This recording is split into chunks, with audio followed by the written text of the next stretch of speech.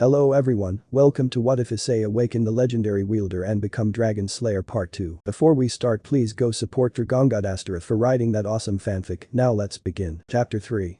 A Trip to Paradise and the Scarlet Demonic Sword Princess. The rural side of New York, next day. Third Pav. It was a beautiful morning in the countryside of New York. The birds were chirping, the rivers were flowing all so peacefully with no interruption, and if one could listen closely, they could hear some of the natural wildlife like deer and rabbits going around and foraging for food. All of these noises had the sense of true peace and quiet and made anyone feel that they're in a dream. That is what it felt to a certain purple-haired girl who was slowly opening her eyes. For Ingvild Leviathan, she just had the best sleep in her entire life, even more from when she was in her sleeping disease state. She couldn't help but think it was because of the young man that she met yesterday. Sleeping with Issei made the Leviathan feel so warm and safe, which she hardly felt during her time before the sleeping disease, since the only people that made her feel this was her parents, but they're already long gone, and even though she still has family members, they probably wouldn't accept her since she was a half-breeder was just user because of her sacred gear. But with Issei, not only did she feel safe, but also a bit confident in herself, as if as long as she was with Issei, she could practically do anything that she set her mind on. Speaking of the brown-haired boy, as Ingvild finally started to wake up, she noticed that he wasn't in the sleeping bag anymore. Ingvild looks around confused. Issei-san. Where are you? Issei smiles softly. Finally awake Ingvild surprised As Ingvild turned around, she saw Issei casually sitting on a log while cooking what seemed to be deer as well as some fish. Issei smiles softly. Sorry if I scared you, but I thought it would be best to hunt us some breakfast before we head out to our next destination. Even though it was true that Issei did hunt some deer and caught some fish in order for him and Ingvild, in actuality he wanted to get himself acquainted with the Red Queen, since the sooner he got used to it the better. Plus Issei thought it was really cool to hold. A part of him kept on imagining he was some kind of badass edgy steampunk swordsman with a weirdly modified but op-ass weapon. This of course made Nero sweat drop on how his student using his sword that he made himself, but in the end shrugged it off since he at least trying to learn how to use it properly, though Natsu felt a tinge of jealousy towards his student little brother since he thought the concept of what Issei was doing with the Red Queen was cool and wanted to try it out for himself. Ingvild smiles. Oh well, thank you Issei-san. As Issei and Ingvild were finishing up the meal that Issei had caught, Ingvild decided to ask the obvious question, which was what was their next point of action. Ingvild curious. So, Issei-san, where are we going next? Issei shrugs shoulders. Don't know yet. Ingvild confused. But I thought you knew where all of your swords are located. Issei nods. First of all, none of these swords belong to me, and that the sword I found in Manhattan belonged to my predecessor. Second, I don't know where the swords are located, since only my predecessor knows where they are, and I've just been following his direction. Ingvild nods. Oh, I see. Issei serious. But to answer your question, the reason why I don't know is because my predecessor felt something weird going on with the next sword, so he wanted to make sure I'm not going into something that is out of my hands, or I just show up and the sword is already taken. But he did say it will be a little while before he can give us the go-ahead to head to our next destination. Size, which kind of sucks since I wanted to sightsee a little bit more in time in the Big Apple. Ingvild nervous while pressing her fingers together. Then why don't we do that then? Issei serious. We can't do that Ingvild, since there's still a chance that Rizvium's minions will still be there, looking for you. Ingvild blushes nervously. Yeah, but knowing them, they already searched all over the city by now, given how persistent they were when they came after me with Elfman-sama. Plus it is possible that they're most likely going to try and look for us here, so wouldn't it be safer if we went back? Blushes nervously while twiddling her fingers. Also, I always wanted to see New York City. Ddraig serious. She does make somewhat of a valid point, partner. Issei mind curious. What do you mean, Ddraig? Ddraig serious. Well, think about it, those devils were working for a descendant of Lucifer who I know from experience since I fought him as one cruel and sadistic bastard. Even with him and the original devil kings along with God and their armies, when it came time to stop me in Albion, he was cruel to his subordinates that even if any of them tried running away from the fight that he would kill them before they could fully escape. If his son is anything like him, then most likely those subordinates will most likely be killed if they didn't return with the Leviathan girl. I guess you could say that they're also buying a few moments left to live as well. Issei mind serious. I see. Issei sighs. Alright then, smiles softly. I guess we have time to least hit up some of the most important spots before we head off to our next destination. Ingvild excited. Really? Issei nods. That's right serious, but first we should change your outfit so that we don't draw attention to ourselves. Smirks. I think I just got the perfect outfit in mind. Snap. With a snap of his fingers, Issei was able to change Ingvild's outfit into something more casual so that they would blend in.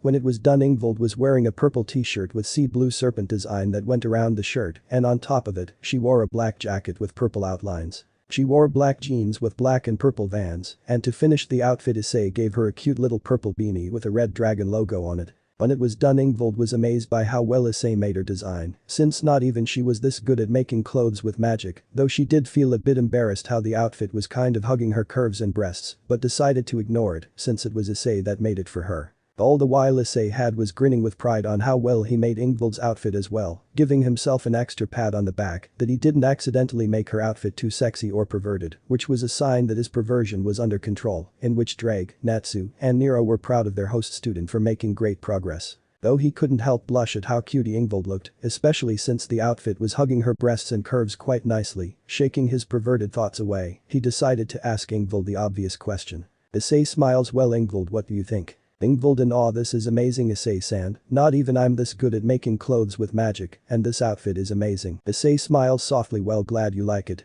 Now then, offers her his hand. Shall we enjoy the sights? Lady Ingvild winks. Ingvild completely red eye. But that said, Issei deactivated the barrier that he put up around the campsite and opened a magic circle that would take them to the same abandoned building.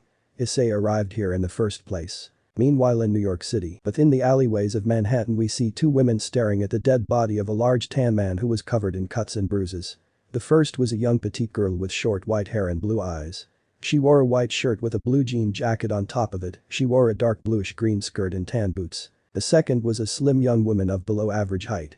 She has long white hair which curls slightly at the ends, with two bangs framing her face and reaching down to her chest. She had hair tied up on a ponytail. She has large blue eyes and a curvy, voluptuous body, with large breasts. She wore the attire of that gothic punk girl with a lacy purple bra-like top with black leather strap right under it, with 4 metal silver pins on it. On top of it, she wore a black leather jacket with dark purple bands on it. She wore a black leather skirt with dark purple knee socks and black biker boots. Both women started to cry since they knew who this man was, this Elfman Strauss, after succumbing to his wounds after fighting off the servants of Rizavam to give Issei and Ingvild enough time to escape. Sobs Ani-chan. Why, just why? Shedding tears. You idiot, you weren't supposed to die like this.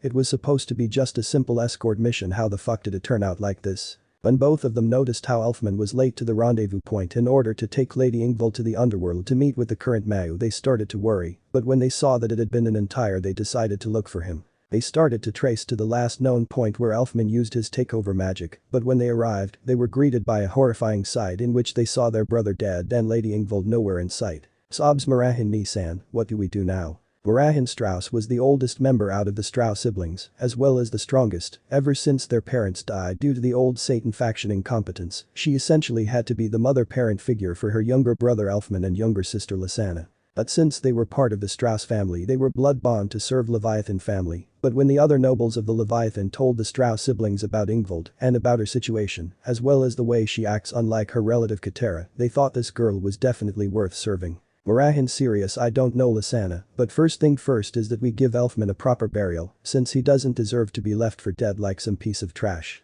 Lysana nods right. As the two Strauss sisters were getting to transport Elfman's body back to the underworld, Marahin noticed something on Elfman's body.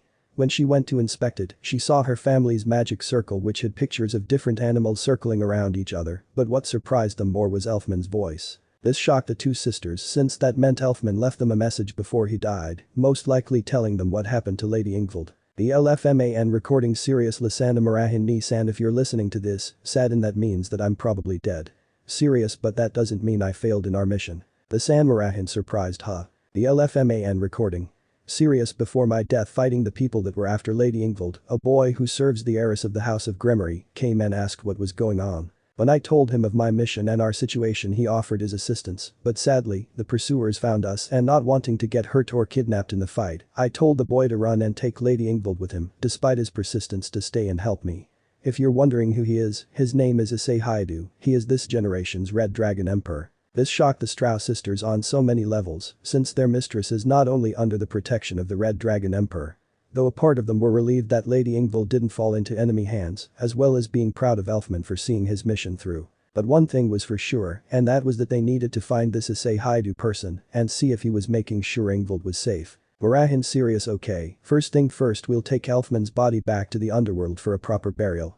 Afterwards, we're looking for Issei Hyoudou to see if Lady Ingvild is safe. Lysana nods hi Nissan. But that said, the two put Elfman's body into a magic circle and transported to the underworld. Scene change. New York City, Ellis Island. Ever since Issei and Ingvild arrived back in Manhattan, they've been having a complete blast exploring what the city has to offer.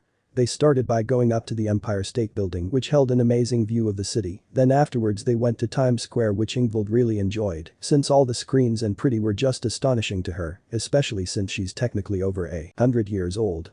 At each of the sites they would both take a selfie together to help commemorate the special time they spent together, all the while Ddraig would snicker at Issei about him enjoying his date, in which Issei quickly denied it. Though even with Ingvild's disguise they both received a lot of attention and stares from everyone, which Ingvild got extremely nervous due to her shy nature. Almost everyone thought they were a young hot celebrity couple going out on a date, though there were some guys would occasionally get cocky and try to go up to Ingvild with lustful intention, which of course the young Leviathan hold onto Issei tighter, and whenever he saw someone Ingvild uncomfortable, he would shoot them with a death glare, telling them to back off or else.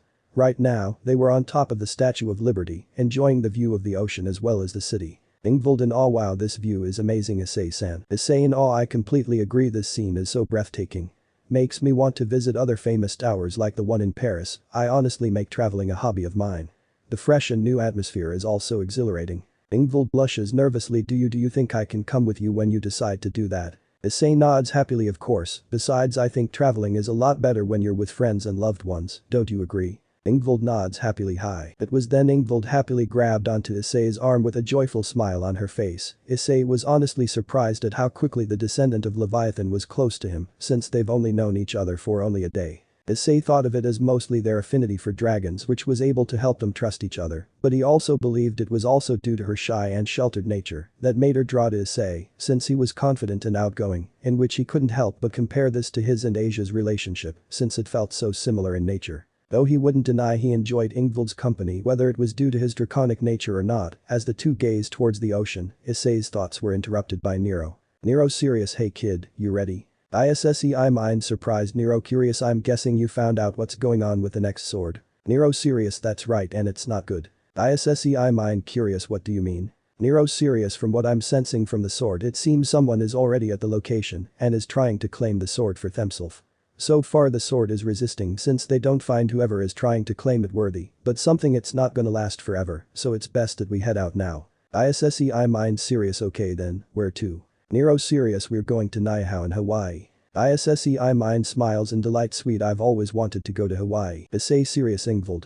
Issei serious. I got the next location that we need to go to and we're leaving now. Ingvild curious. Where are we going next? Issei smiles. We're going to Hawaii. Ingvild smiles with delight. Wow, we're going to the beach. Issei smiles, that's right. But that being said, Issei and Ingvild made their way to an area with no eyes or cameras on them, in which Issei summoned a magic circle taking them to their tropical destination. Scene change. Hawaii, Niihau 4:21 p.m. In the beautiful islands that make up the state of Hawaii, there lies secluded from the rest due to the residents not wanting to come into contact with new diseases. This island was called Niihau, or otherwise known the Forbidden Island, since the island was off limits from tourists unless given permission from the permanent residents of the island. Due to its seclusion, the population of the island is just under 100 people, which makes it an easy place for someone to hide in without drawing too much attention, at least for a short time, that is. At one of the few beaches of the island a red magic circle appeared and out came a young handsome brown-haired man, accompanied by a beautiful purple-haired woman. This was Issei Hyoudou and Ingvild Leviathan, of course, who just arrived in search for the blade that Issei's mentor Nero told him to find.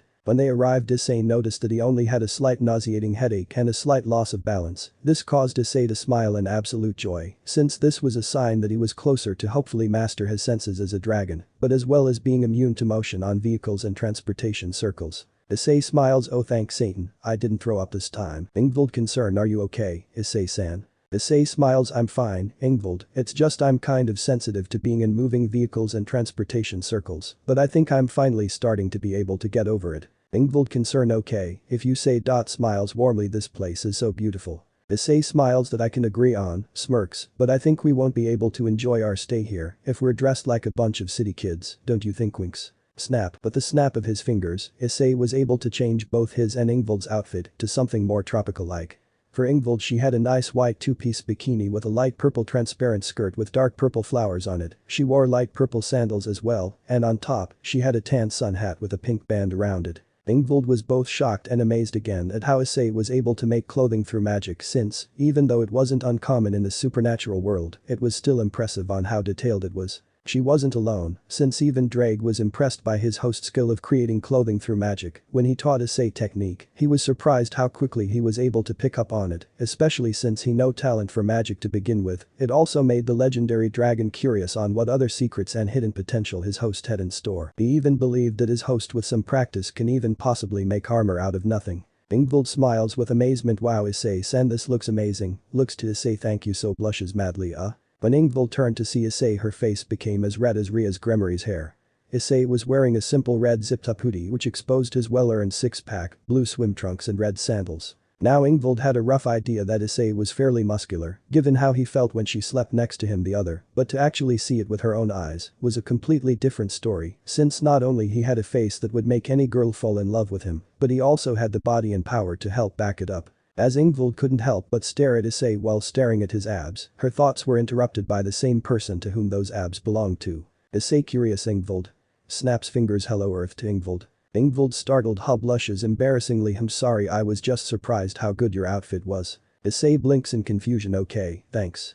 Curious, how do you like your swimsuit? Ingvild smiles happily. Oh, I love it, again you created something amazing, Issei-san. Issei smiles. Well, I'm glad you like it. I mind. Serious. Okay Nero, where do I go? Nero, serious. You see that small island out in the distance that looks like a crescent moon, that's where you need to go. As Issei looked off into the distance, he saw the crescent-shaped island, and thanks to his training with his senses, he could tell that there were devils on that island, which made Issei think that they could be working with Rizvium. Realizing that maybe taking Ingvild would be a bad idea, he looked to the Leviathan descendant with a serious and concerned look. Issei, serious. Ingvild, I need you to stay here while I go to that island and get the sword. Ingvild confused. Why? Issei, serious. Well, not only I might have to fight a whole horde of demons, but from what I can sense a couple of devils there as well. I'm afraid they could be working for Rizvium, and if I were to bring you with me, then I might intentionally give him what he wants. Ingvild curious. Then what should we do? Issei thinking sighs. I need to go to that island, Ingvild, because I need that sword if I ever going to get stronger to protect. I care. That goes for you too. Ingvild blushes. Issei-san. Issei, serious. That's why I need you to stay here. As soon as Issei said that, he used his dragon clone technique and made a copy of himself. Issei, serious. This copy of me will stay here and protect you while I'm gone. If anything were to happen to me, then I made it so that this clone will immediately open a magic circle back to my master Rias. When that happens, I want you to go in there no matter what. Can you promise me that, Ingvild? Ingvild nervous. Issei, serious. Please Ingvild, if you don't promise I won't be able to focus if I have to fight, which will no doubt kill me. Ingvild nervous. Okay. Issei smiles warmly. Thank you, Ingvild. Ingvild nervous, but only if you promise to come back. Issei confused. Huh? It was then Ingvild embraced Issei in a tight hug, not wanting to let go. This caught Issei by surprise, but it was then Ingvild began to speak, but he could feel through his skin that she shed a few tears. Ingvild shedding a few tears. I already lost Elfman-sama, I don't want to lose you too, Issei-san. When I finally woke up, I found that my family had already been dead. I was confused and alone. I essentially had no one to turn to for help. Elfman-sama was the only person that I knew when I woke up that was nice to me, even though it was out of loyalty to the Leviathan family. He was kind and caring like you. I don't want to lose everyone who has been so kind to me just because of my sacred gear, so please Issei-sama, don't leave me too. Issei was saddened by what the young Leviathan just told him, and a part of him was horrible for not realizing it sooner. He had completely forgotten that this girl in front of him is actually over 100 years old. Both her parents and everyone else she had probably known are most likely long gone by now. He was probably the only real person that Ingvild has ever met that has treated her with kindness despite being only for a short time. It was then Issei separated himself from Ingvild and started wiping away the tears from her eyes, all while giving her a warm, graceful smile. Issei smiles warmly. I promise I will come back to you. Ingvild sniffles. You promise? Issei smiles warmly. Of course, and that's a dragon's promise. DragongodAstaroth. Mind curious. I hope Dragon Necro King won't be mad that I made this. Issei say this. Grins. Nah, he'll most likely laugh his ass off if he sees this. Ingvild smiles. Okay, I'll be waiting. But that said, Issei spread open his dragon wings and flew over to the crescent-shaped island, leaving Ingvild with his clone behind for the time being. Scene change. Crescent Island. Issei had just landed on the Crescent Island. As soon as he did, he immediately concealed, since he now can properly sense what he was up against. He was able to sense about 20 or so devils, with most of them being low to mid-class at best, and one of them being that of a high class close to ultimate class. But there are two things that Issei sensed that he found to be strange, the first one being that there was a human among the devils, but the human felt different from other humans. At first Issei thought that the human could possibly have a sacred gear, but Ddraig told him that it wasn't the case, since he couldn't sense the typical sacred gear signature. Even if it was an artificial one, then it wouldn't be the case, since even an artificial would still need the basis of the concept of the original in order to work properly. For some reason that got Issei thinking about the concept of sacred gear in general, and if it was possible to create one that would surpass the original, but put that thought in the back of his mind and believed that the human was most likely a mage helping them. The second thing that Issei sensed was that of another demon, or two demons to be precise, in which Issei could tell were pretty powerful, that he might even need to use the boosted gear in order to take care of them. Issei guessed that it was probably the guardian of the sword being kept here, but the part that confused Issei was that he felt that wasn't doing anything, or to be more precise, it couldn't do anything, which led Issei to believe that the devils here must have sealed away the guardian away somewhere in order for them to have time to take the sword and leave. As Issei was getting closer to the entrance to where the sword was being held, he decided to ask Nero about the sword in question, since he was curious on why Issei would 3 separate swords when the Red Queen is plenty strong and felt right with him. Issei mind serious. Oh Nero, what's the story behind this sword, since you haven't told me anything about it? Nero serious. The sword is called Dante, and just like the blade its wielder was Dante Sparta, my annoying ass uncle. The story behind that sword was that it was originally known as Rebellion, that was forged by my grandfather Sparta, but one day Rebellion was shattered by Virgil, and in order to stand a chance against him, Dante stabbed himself what was left of Rebellion, and with my grandfather's last sword which bear his name, he fused a new sword from the fusion of the two, which was called the Devil Sword Dante. With that sword not only was he able to beat Virgil, but unlock the full extent of his demonic abilities. Issei was both shocked and amazed that he was going to obtain the blade that was once wielded by the son of the legendary Dark Knight Sparta, but he was more surprised that Nero believed that he could wield such a weapon. Then there was the part of Nero's story where Dante stabbed himself with the sword in order not to forge a new sword, but also to unlock the full potential of his demonic power. Issei brief thought about doing the same and see if he could do the same, but quickly shook that thought out of his head, since it was probably wasn't gonna be a guarantee success, as well as the fact it was mostly a Sparta thing in which it wouldn't apply to him. Issei mind confused. And you think I'm able to use a sword like that? Nero smirks. Yes I do, just like holy swords, the swords created by my grandfather are like his descendants, which are stubborn by nature and can be very picky on who they allow to be their wielder. Now even if you are worthy of being its wielder, you won't be able to draw out its fullest potential, since you're not a Sparta. So, to help counteract this, I used the same technique that Ddraig used to turn into a dragon and put in a little bit of my own demonic power, so that you should be able to use it close to its fullest potential. It shouldn't cause anything too drastic for you besides a slight increase, as well as change in your demonic energy, should get the job done. Issei mind nods. Okay then, let's do this. As Issei was now approaching the entrance to the area in which DSI was being held, he noticed 2 guards standing near the entrance. Issei noticed that the 2 guards were only low-class devils, which Issei should be able to take them down no problem. It was then Issei stepped out into the open, which surprised the 2 guards that a human was able to sneak up to them without notice. Devil Guard 1 serious, stop right there. Devil Guard 2 serious, or ender or die. Issei not wanting to draw attention to the others as well, making sure these guys didn't run away, report back to Rizvium about what happened here. He coded fist in black and red lighting, since he wanted to finish this quickly. Issei serious lighting demon fist. But that call Issei dashed forwards to the 2 guards and with great force sent them both against the wall to the point that blood came out of their back and their eyes rolled up, indicating that they were dead. A part of Issei felt a bit of concern for himself, since he just killed 2 people and didn't feel any remorse or any form of disgust in himself, even though they were devils and he has helped kill a few strays. These 2 were still perfectly sane and human-like. Ddraig and Natsu did tell him during his training that due to his body as well as his brain of being that of a dragon, his way of thinking will most likely change on top of the effects of being both a demon and dragon slayer. Even though his reasons for killing these devils might be justified, it didn't help change the fact in that it essentially confirmed in some ways he really did lose his humanity, but he quickly regained his composure and pressed on, since he knew what he signed up for when Ddraig turned him into a dragon and he couldn't keep Ingvald waiting forever. When got closer to the entrance he saw a symbol next to it that was a similar design for when he was in New York. It was a black silhouette of a woman holding pistols in the air while striking a pose. Issei serious, well at least I'm heading in the right direction. As Issei begun to descend down the path of leading towards where the legendary devil sword would be, Issei noticed the corpses of both the demons as well as the devils, similar to the ones he killed outside, signifying that the group of devils that were here lost, or to be more precise, sacrificed their comrades in order to get to the end of this dungeon. The thought angered Issei to no end since, even though he would admit he would want more power, he wouldn't sacrifice his comrades or loved ones in order to obtain it, since it would go against the reason why he wanted to get stronger in the first place.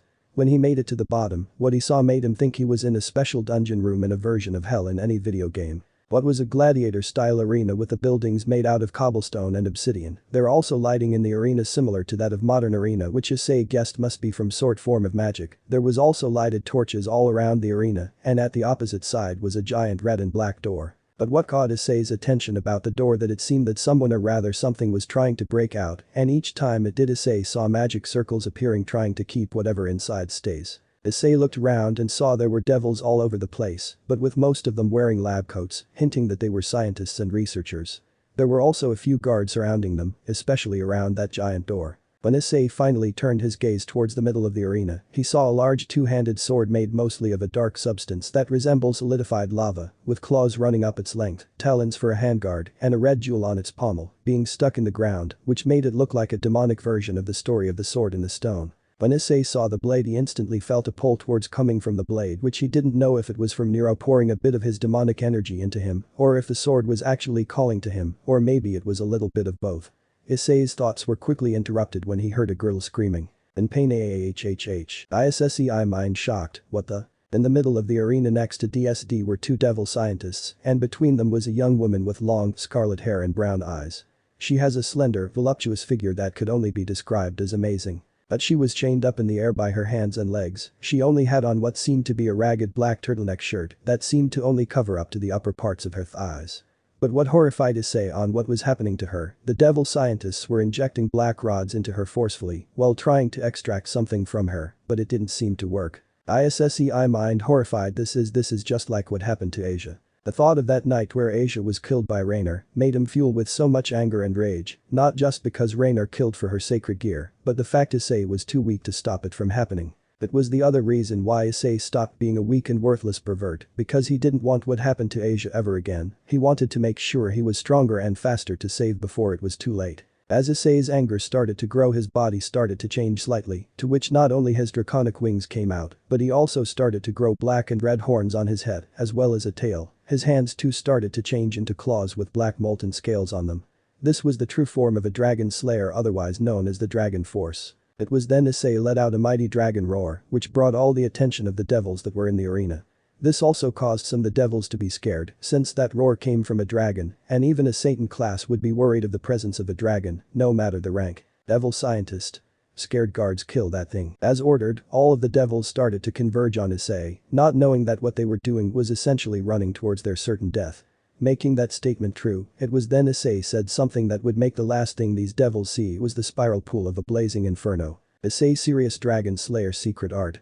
Crimson Lotus Exploding Flame Blade. It was then Issei swiped his arms in a circular fashion, creating a powerful and highly destructive torrent of flames that barrages the devils, as well as turning them into ash. The two devil scientists that were next to Scarlet Hair Girl as well as DSD had to put up defensive barriers in order to try to survive the blast, which really do much for them since their barriers were quickly and they soon perished along with the of the soldiers, but Issei made sure that the flames didn't hit the girl that was chained up. Once the flames died out, Issei made his way to the Scarlet Hair Girl. He grabbed the chains that were binding her and using his fire magic, he melted the chains with his hands. It was then the mysterious girl almost fell face first before Issei caught her when she started to slowly open only to see a brown hair boy with horns on head with a saddened expression on his face. She decided to ask the obvious question.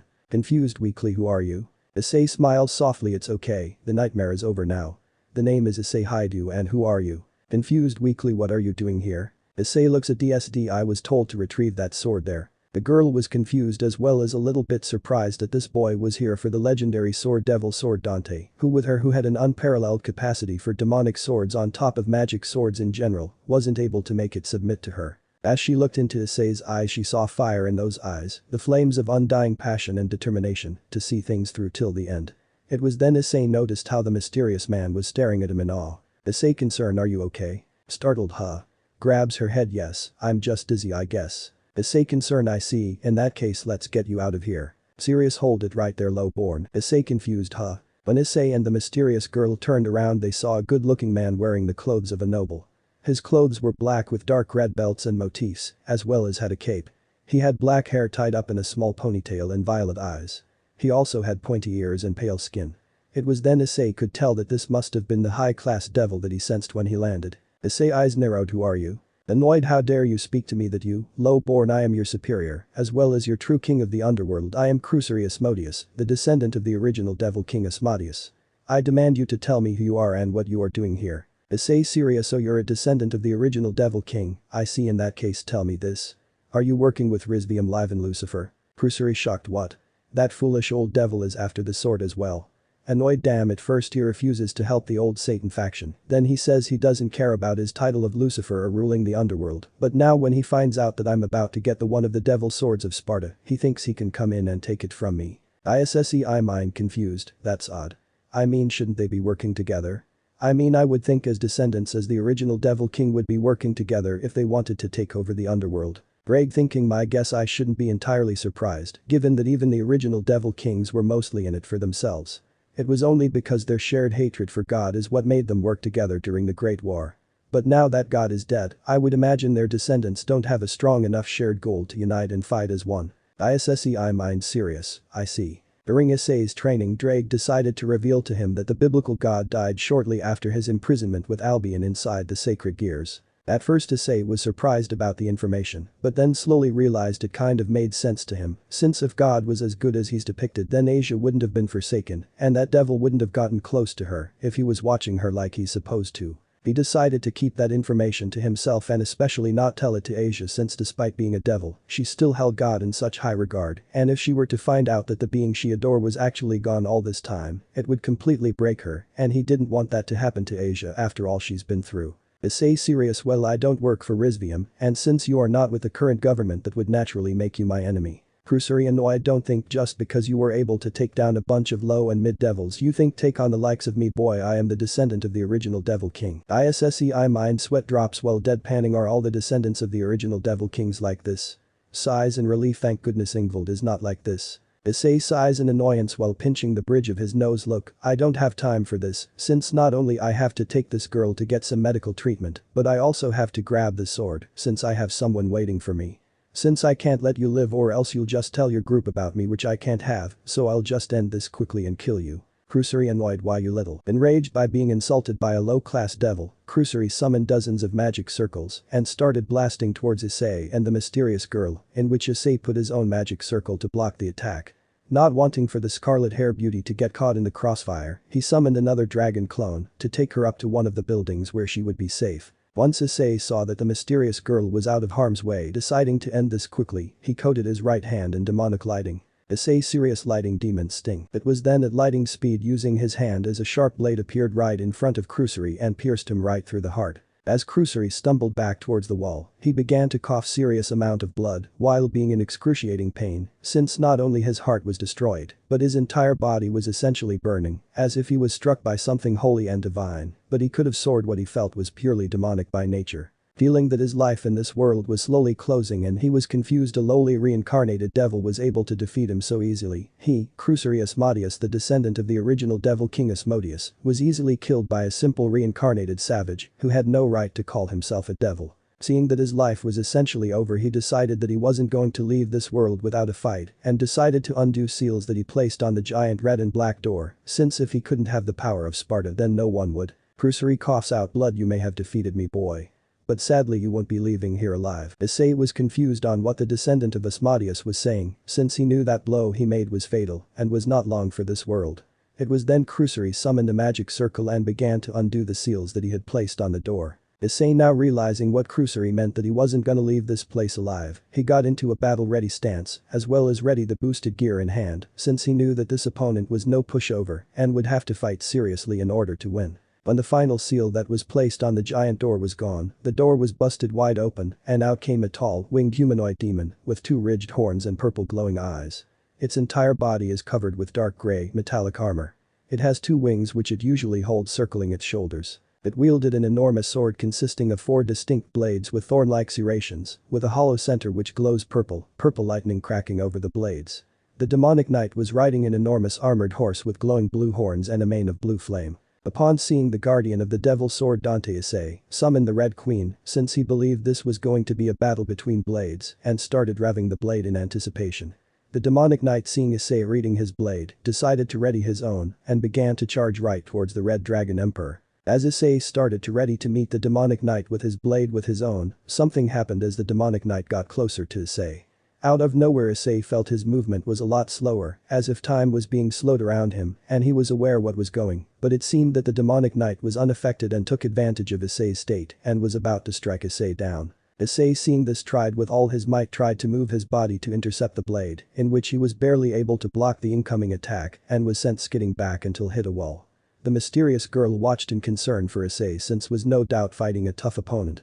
Issei, collecting his bearings, decided to ask Nero what he was dealing with. "I mind serious, what the hell was that? Nero, do you have any idea what I'm dealing with?" Nero, serious, yeah, you're dealing with an Elder Gerian knight. The demonic knight on top is called Cavaliere Angelo and is a special artificial type demon that can be quite troublesome due to his speed and control of demonic lighting. Eyes narrowed, but the real main obstacle is the horse. I mind confused, what's so special about the horse? How is it the real problem? Nero, serious, yeah, that horse is known as a Gerian, which is a rare and practically extinct race of demons in the underworld that has the ability to control local time, which is what you just experienced. If you want to stand any chance of defeating this guy, we'll have to kill the horse first, since that time-slowing ability will definitely be the death of you. I mind annoyed, any advice in order to help counteract that ability? Nero, serious, the Gerian's ability to slow down time is not absolute since it only has a certain radius and being stronger than it will make you become unaffected by it, so I would start by boosting your power, as well try to learn the radius of the time-slowing radius.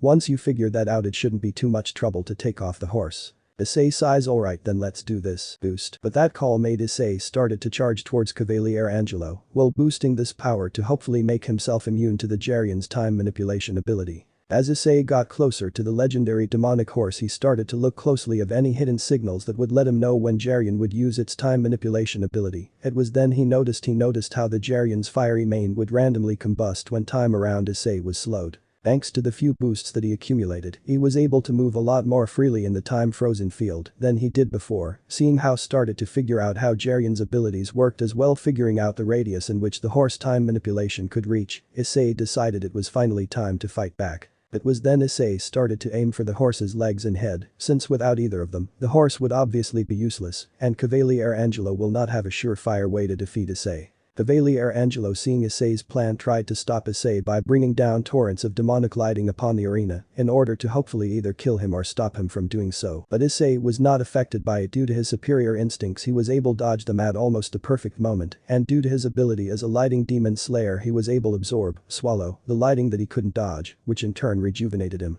Seeing that it was time to end this once and for all, he revved up the Red Queen and jumped into the air and performed a powerful and fast-spinning attack aiming straight for Gerian's head. Cavaliere Angelo tried shooting bolts of demonic lighting to stop Issei, but the force and speed that the Red Queen was going at nullified the incoming bolts. In the end, Issei was able to cut off the head of the Gerian. The death of the Gerian caused a huge explosion that knocked off both Cavaliere Angelo and Issei to opposite sides of the arena. The mysterious girl hid further into the building, with Issei's clone trying his best to protect her. When Issei again collected his bearings from what he saw, where the Gerian used to be was a bright blue glowing orb that soon flew towards Issei and entered his body. This confused Issei since he had no idea on what was happening to him, but before he could ask the occupants of his soul of what happened to him, the arena that he was standing on crumbled a bit and bits of debris from the ceiling came crashing down. But before one of them could land on Issei, it stopped in mid-air right in front of him. When Issei looked around, he saw that the rest of debris had also stopped, which made him finally connect the dots and realized that he somehow obtained the Gerian's power to control time. As Issei decided to poke the frozen debris which just floated up into the air more, he noticed that Cavaliere Angelo was still alive and thought it was time to finish this once and for all. Issei, serious, time to finish once and for all. As Issei walked towards Cavaliere Angelo to hopefully finish the demonic knight once and for all, he passed by the legendary devil sword Dante.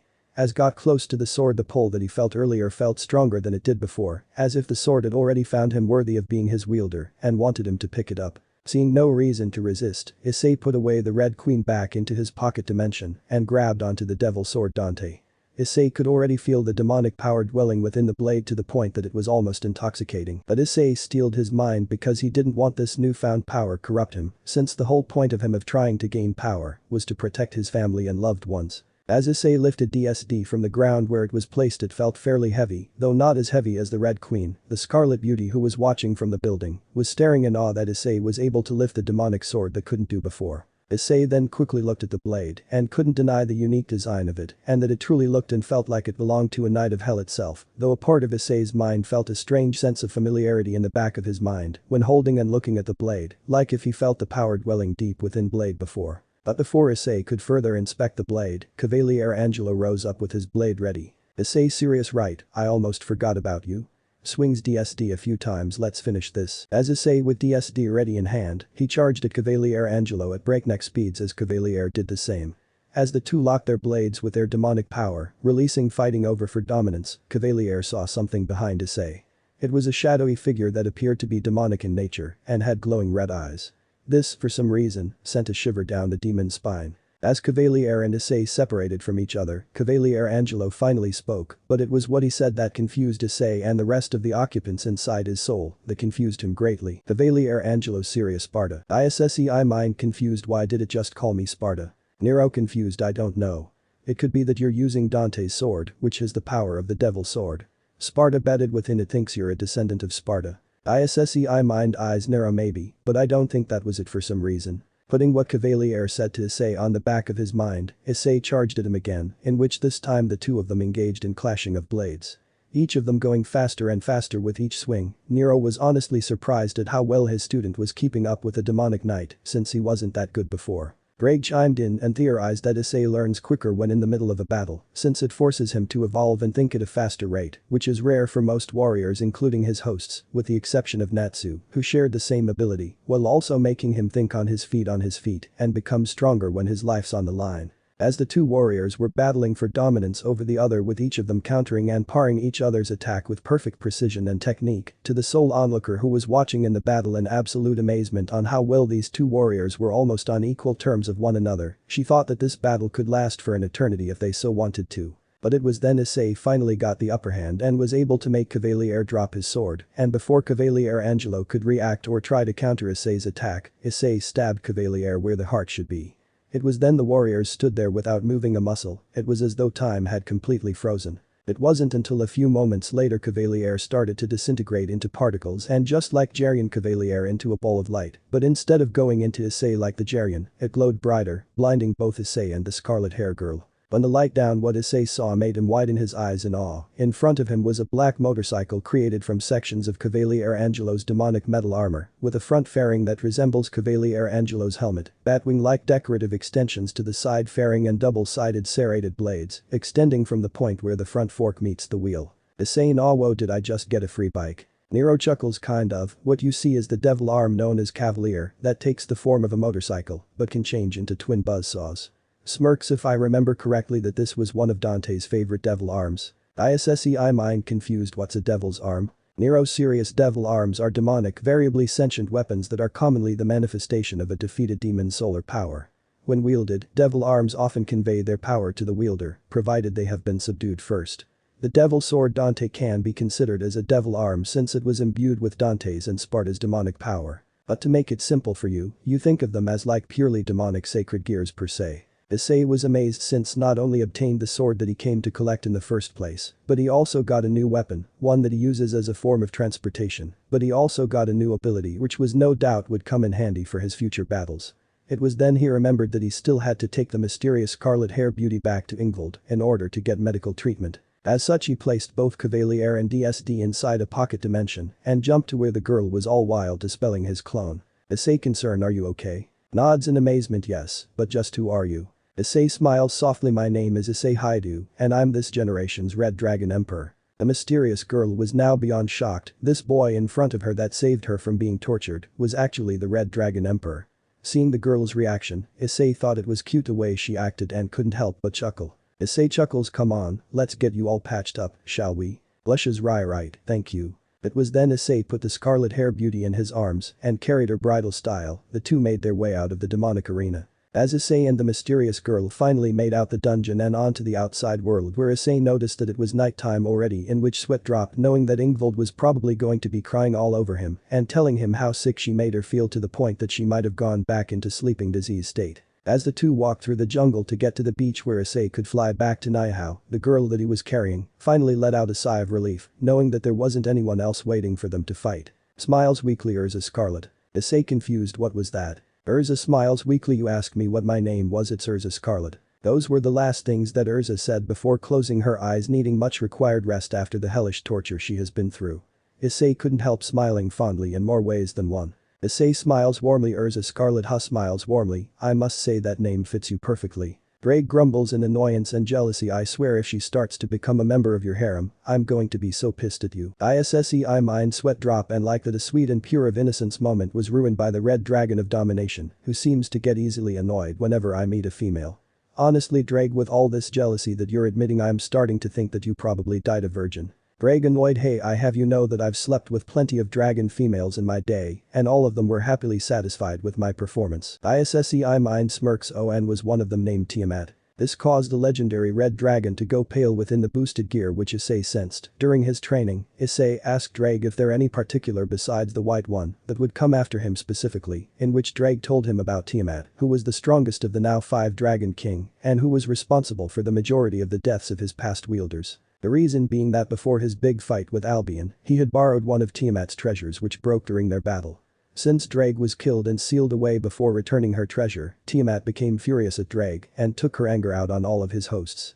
Ddraig warned Issei that she will most likely come after you first before the white one will, and has to be ready. Ddraig curious, putting that aside, you seem to be pretty chipper and it revolves around that red-headed beauty that you're carrying. Issei mind smiles fondly while looking at Urza, don't you see Ddraig? I feel like I've finally redeemed myself after what happened to Asia. If I didn't show up when I did, then no doubt Crusory would have her killed, but I saved her before I could let that happen. I've finally felt I've become strong enough to protect and save the people I care about before the worst can happen to them. Ddraig smiles, ah, now I see.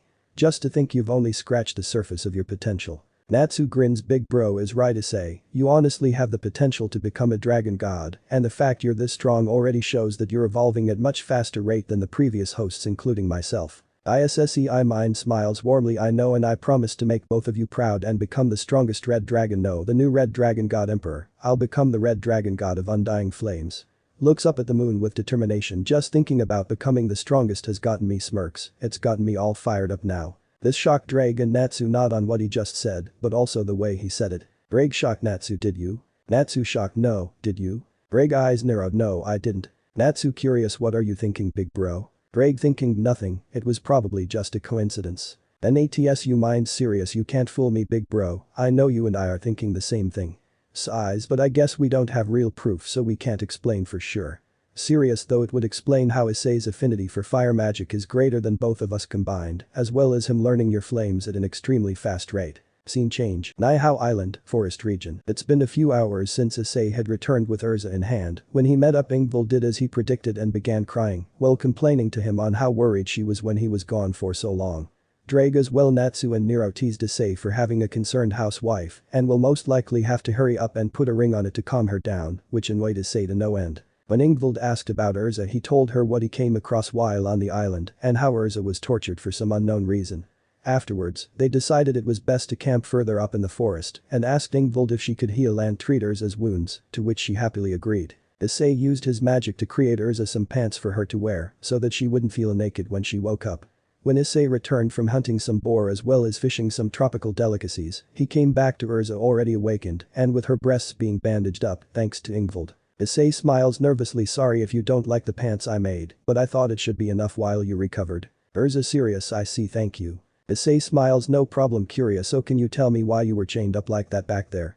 I don't want to sound like I'm prying, but. Urza serious, do you know of the Holy Sword project? Issei confused, no, I don't actually. It was then Urza explained how a few years ago tried to artificially produce Holy Sword users, more specifically how to wield the legendary Holy Sword Excalibur. They would take orphans from that belonged to the church and see if they had any aptitude for holy swords. Urza was among the oldest of the kids there, and as such the other kids looked up to her for comfort, especially a boy named Isaiah, who he saw as the big sister that he never had, and she felt the same.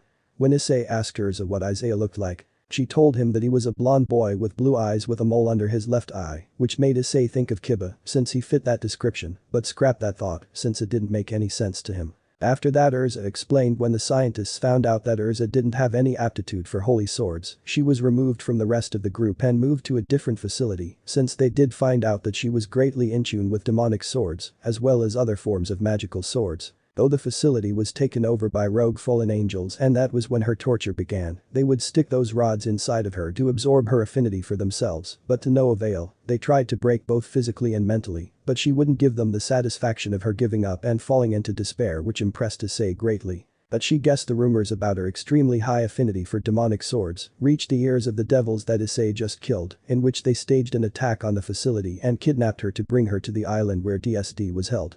They thought with her they could make DSD submit to them and they could have the power of Sparta for themselves. But even with her affinity for demonic swords, DSD would not respond to her no matter what she did, which made her days even more painful, which was why she was surprised that Issei was able to remove the blade so easily.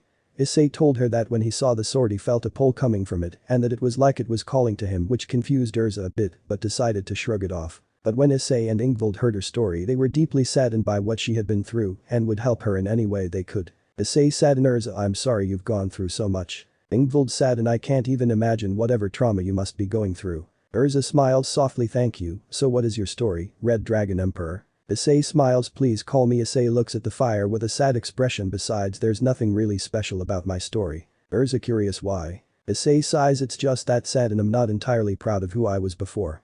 Trust me when I say this that I was a completely different person before you two met me." Ingvild concerned, "But Issei-san, you know our stories, don't you think it's right that we know yours too?" Issei sighs, "I guess you're right. Before all this, before I was a devil or I found out I was the Red Dragon Emperor, I was Issei Hyoudou, a member of Kuo's Academy's perverted trio, and my only goal in life was to become the harem king. Every day I would peek at girls changing and dream about my future harem and think about girls with big breasts. Then one day a girl named Yuma Amano came out of nowhere and asked me to be her boyfriend.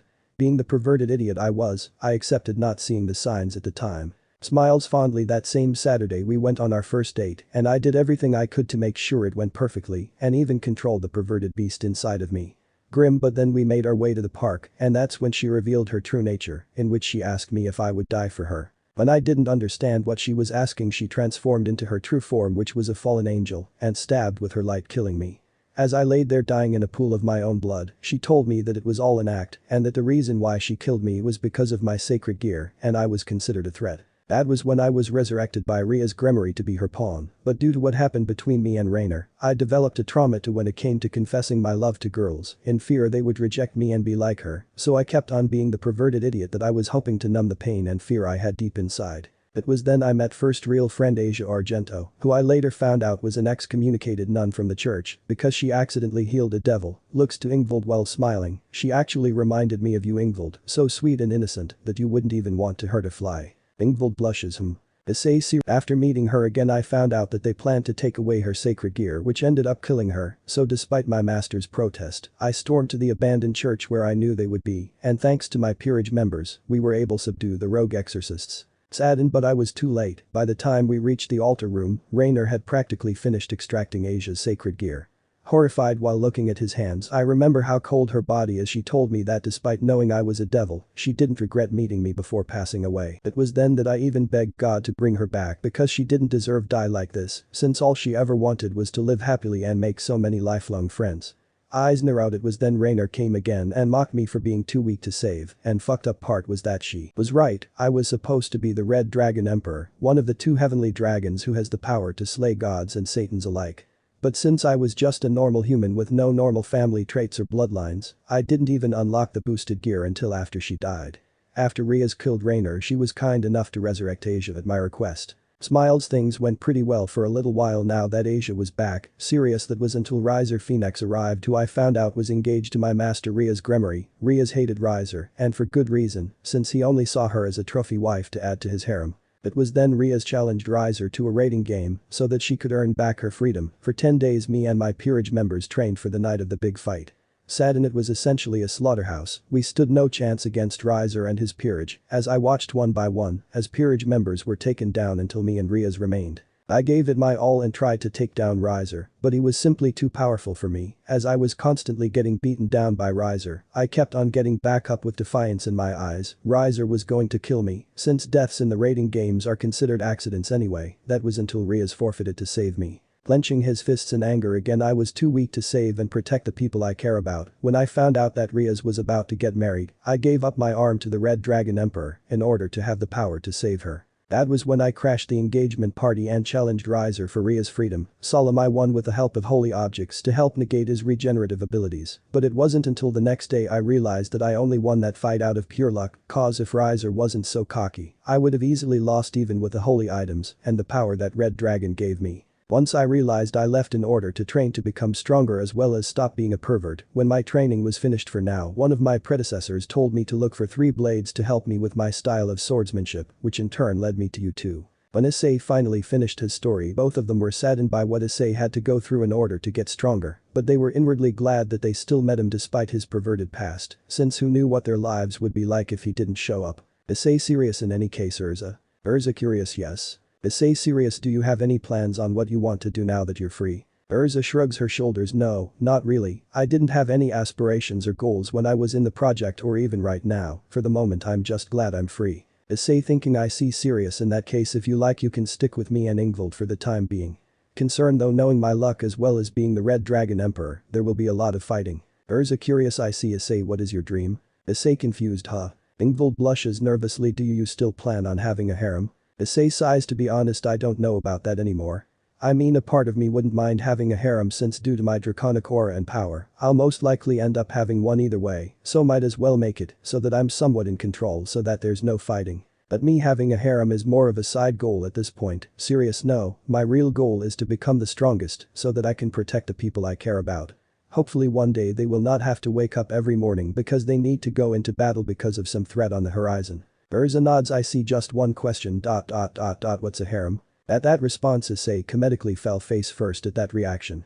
But at the same time he couldn't blame Urza since the poor girl was being held captive for so many years, so of course she didn't have a proper form of education. Now the question was on how to explain the concept of a harem to a girl who was mostly old enough to be a third year in high school, but most likely had the mental knowledge of a grade schooler. Issei nervous, let's see, how to explain this. It's when one guy has a bunch of girls that he likes and all the girls share the guy. The harem does stuff together like living together, enjoying each other's company, and blushes nervously, sleep together. Urza nods, I see, curious, so it's like having multiple wives. Issei blushes nervously, yeah, pretty much. Urza serious, sounds interesting. Can I join? I know I probably look like a mess, but I'm confident I would be a good addition. Issei's mind. Issei couldn't believe his ears. Did Urza just bluntly ask to join his harem? Even Ddraig, who was listening, was completely gobsmacked on what just happened. He started to feel even more petty jealousy for his host's luck since he was getting gorgeous women to fall for him left and right. Ingvild also became completely red at Urza's boldness of asking Issei to become a part of Issei's harem, though for some reason, just like the sin like the original Leviathan, she felt a tinge of jealousy and envy that Urza was trying to get close to Issei. Issei smiles nervously, Urza, are you sure you want to join my harem? I mean, we just met and I feel you don't entirely understand what being a harem girl entails. Urza curious, why don't you want me in your harem? Unknowingly plays with her breasts, are my breasts not big enough for you? Issei turns his head away while blushing and having a bit of nosebleed, no, it's not that, trust me, your breasts are fine, perfect to be exact. It's just that we just met and we hardly know each other and it would probably be best to take it slow. Urza serious, I see, so I need to prove myself to be a member of your harem?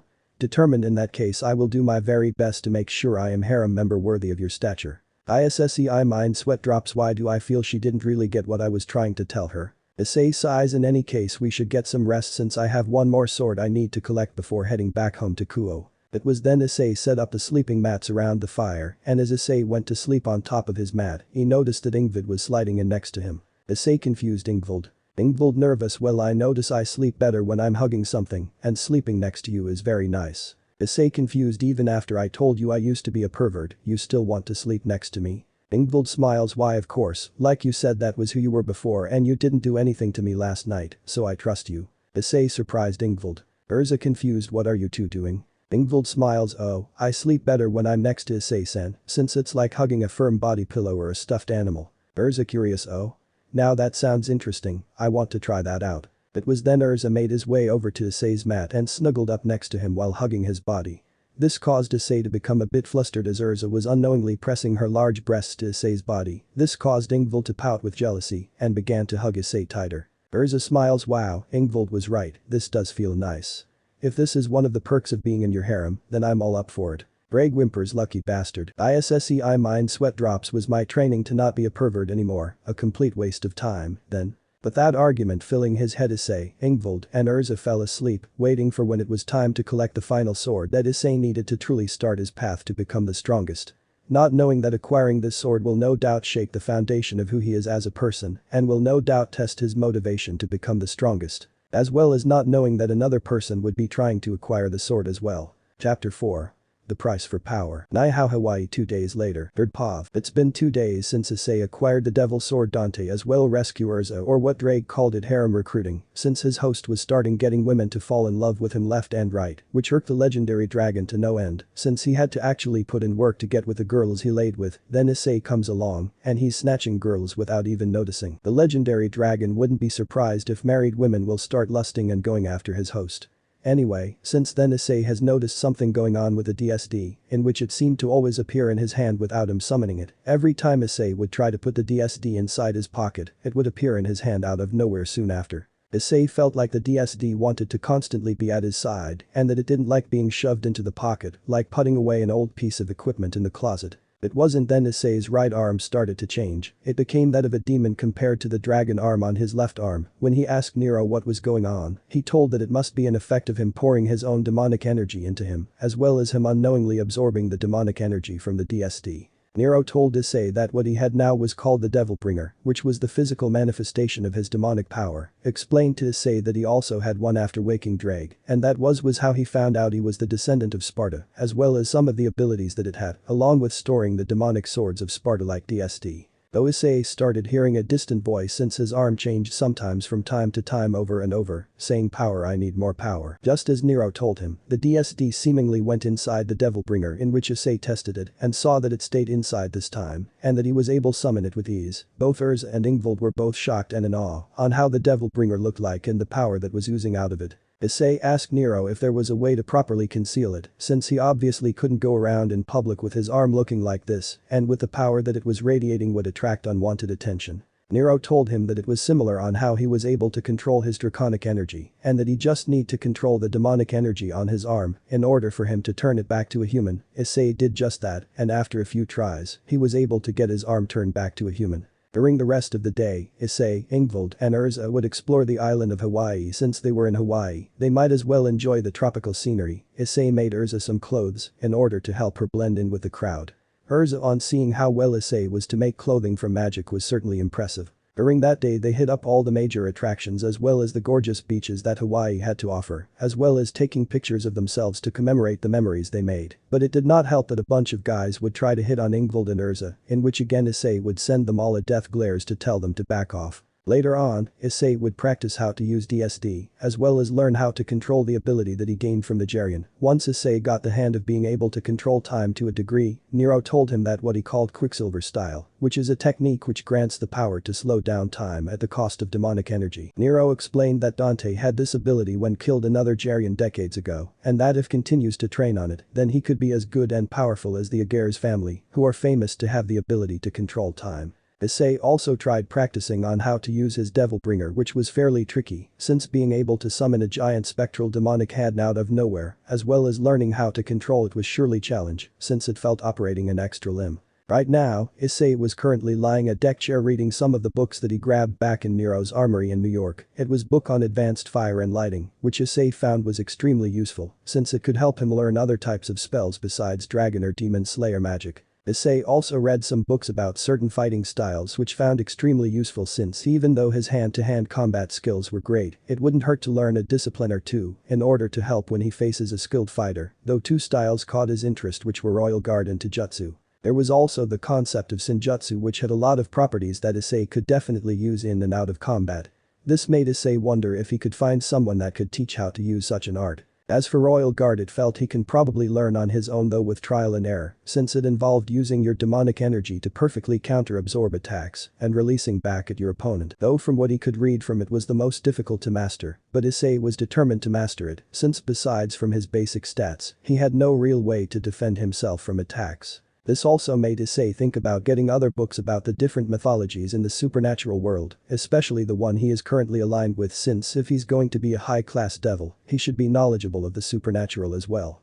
As he was reading the book, his thoughts were interrupted when Urza called to him. Urza smiles. What are you reading, master? Issei sighs. Urza, how many times do I have to tell you, don't need to call me master or your king, since 1, I'm no one's master, and 2, if you keep on calling me that out in public, people will get the wrong idea. Ever since Issei told Urza and Ingvild that one of his ambitions was to become a high-class devil, so he could openly be with Rias, which caused Ingvild for some reason pout with jealousy, and when Issei explained the concept of evil pieces, Urza would want to join his peerage when the time came for when he received his pieces. Issei told her that if she wanted, then she could join Ria's peerage, since her aptitude for almost any type of sword would be a huge asset, in which she bluntly refused, and that the only peerage that she would join would be his and his alone, since she saw Issei as the only person worthy enough to be her master. Since then she always referred to Issei as master or her king, despite Issei's protest and telling her that it would cause too much misconception. Ingvild even asked Issei if she could join his peerage, which shocked him immensely, since even though she was a hybrid, she was a descendant of Leviathan, and even in the current government she would be considered royalty, and making her a servant would raise a lot of questions and an uproar.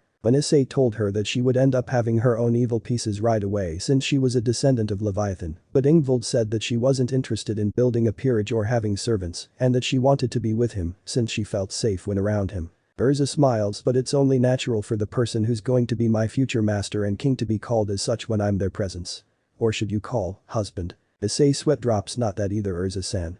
Sighs. But if you must know, I'm currently reading a book of spells that will help me utilize my fire and lighting magic, since I can't simply just rely on dragon or demon slayer magic. Urza curious. Oh, do you think I can learn some of these spells? Issei smiles. Sadly no, since both me and Ddraig checked for your affinity for magic, and it seems you don't possess any form of affinity for elemental magic. Urza Sadano? Issei smiles. But that doesn't mean you can't learn some of the basic spells like teleportation or universal language spells.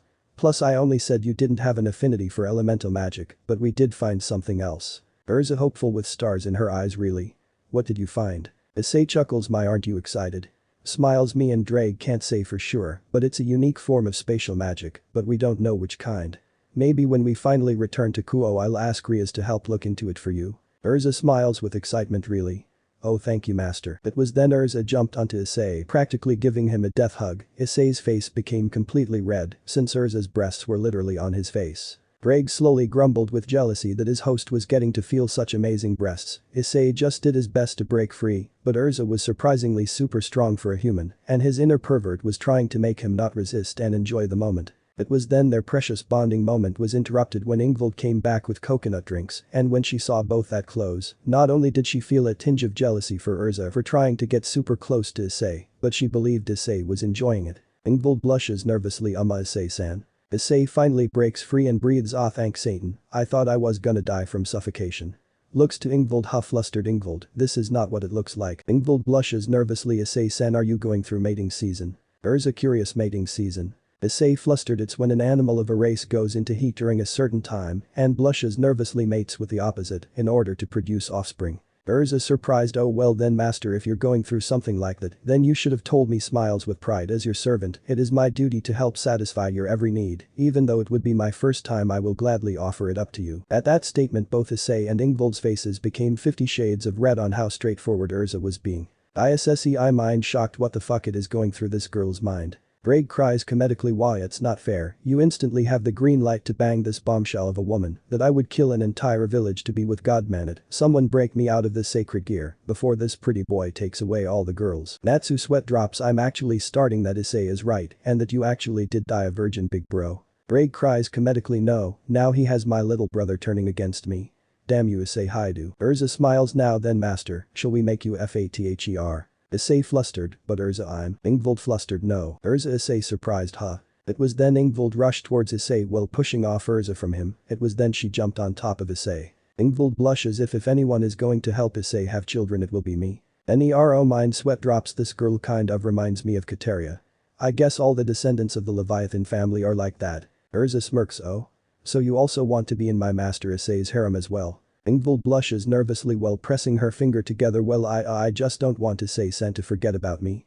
So if sleeping with him and helping bear his children will make sure he doesn't forget about me, then I'll. Issei mind deadpanned. Why the fuck do I feel like I've seen this scenario before? Issei sighs in annoyance. I'm not in heat so Ingvild you can get off me. Ingvild saddened okay. Issei sighs I swear concern Ingvild. Ingvild nervous yes. Issei concern you shouldn't just give up your maidenhood from fear of being forgotten. I know we're devils and that we don't follow proper morals, but that isn't you. Your first time should be special and it should be with someone you would want to be with for the rest of your life. Smiles warmly. No matter what happens, I will never forget you and will always be by your side. Ingvild hopeful really? Issei smiles warmly. Of course, you are someone who has become someone that I must protect and care for with every fiber of my being. The same goes for you Urza, even if I did accept being your master or king, you shouldn't also throw away maidenhood like that, because I would never make you do such a thing to you or anyone my peerage. Ingvild smiles. Thank you, Issei-san. Urza smirks. Someone who deeply cares for his servants as well as their mental well-being. No doubt I have found a person that I am proud to call my king. Issei mind sweat drops again. I feel that she doesn't get what I'm trying to tell her. Nero serious. Well kid, it's time. Issei mind surprised. Nero. Serious? So, I'm guessing you found the last sword. Nero serious. I actually knew where this sword was for a while, but I thought you needed time to rest after that fight with the Jarian as well as Cavaliere Angelo on top, learning how to use DSD and your new abilities. Issei mind serious. I see, I guess that makes sense since I can't bum rushing battle after battle. Nero serious. My thoughts exactly. Issei mind serious. Oh, where to? Nero serious. We're going back to Japan, Kyoto to be exact. Issei mind surprised. Wait, if the last sword was in Japan this entire time, why didn't we go there first? Nero serious. Because not only is this sword the most stubborn out of all of them, but there's a high chance that you might die when you get this sword. Issei mind surprised. Is the guardian that strong? Nero serious. I wish it was just that, it's the sword itself. If this sword doesn't find you worthy, then it will kill you with a million cuts. Issei was surprised by this new information, but he now also understood why Nero kept this information, since if he knew a powerful sword was residing in his home country, then he would no doubt dive in head first, without the consideration that he will no doubt be killed. Nero serious. Look Issei, I'm gonna be honest with you. I think it will probably be best not to go after this sword and head home. You've already got the Red Queen and DSD which are pretty powerful swords themselves. If you go after this sword then no doubt you'll most likely die and you want to live in order to be with that master of yours, right? Issei mind serious. Yes I do, I want no better to go home back to Rias and try to convey my feelings for her determined, but I won't run away. Nero surprised. Huh? Issei mind serious. I trained these past 3 months in order to become the strongest and if I just run away just because something seems too difficult then all of my training will be for nothing. If this sword has the power to help me become stronger so I can protect my loved ones, then I'll climb out of the depths of Hades itself over and over again, till the sword accepts me as its master. That's how motivated I am in order to become the strongest. Nero was surprised by the sheer determination in Issei's voice, in that he would claim this sword no matter what, and would even climb out of hell itself over and over again, in order to prove himself worthy of it. Nero couldn't help but smirk at his student's resolve to do this, and even he did refuse, no doubt Issei would just go anyway, since that was the type of person Issei was. Nero smirks. Alright kid you win, but don't come crying to me when it's a little bit out of your hands. Issei mind grins like I'm gonna give you the satisfaction of me giving up that lightly. Issei smirks. Alright girls it's time to head out. Ingvild curious. Where are we going? Urza smiles. No matter where we go, I'll follow you anywhere, master. Issei smiles. We're going back to my home country of Japan and stopping in Kyoto. Ingvild excited. So I'll get to experience your culture, so exciting. Urza smiles. Indeed, maybe while there I can learn how to be a proper harem woman. Issei mind sweat drops. Sometimes I wonder what's going on in your head Urza. Issei smiles. Well in any case shall we winks? Snap. But the snap of his fingers Issei and Ingvild returned to the clothes they wore back when they were in New York. Well for Urza, Issei gave a black turtleneck with a tan skirt, she wore black leggings and black dress shoes. Issei smirks with pride. I think I might have outdid myself again. Curious. Oh Urza, what do you think? Urza amazed. This is an amazing master. I was surprised when you said you made pants while I was recovering and my swimsuit with magic, but to see it with my own eyes is another story. Curious, do you think you can make armor with your magic? Issei thinking. Not sure. But Ddraig has told me that it is possible for me if I were to practice. Smiles. Now then shall we take our leave? But that both of the girls nodded and Issei opened a magic circle in which they all stepped into and disappeared without a trace. Scene change. Japan, Kyoto 3:39 p.m. Kyoto, Japan. Some people say that it is the spiritual or cultural capital of Japan, mostly due to the rich history surrounding the great city. So many battles and myths that correlated with Japan's history mostly surrounded here in Kyoto.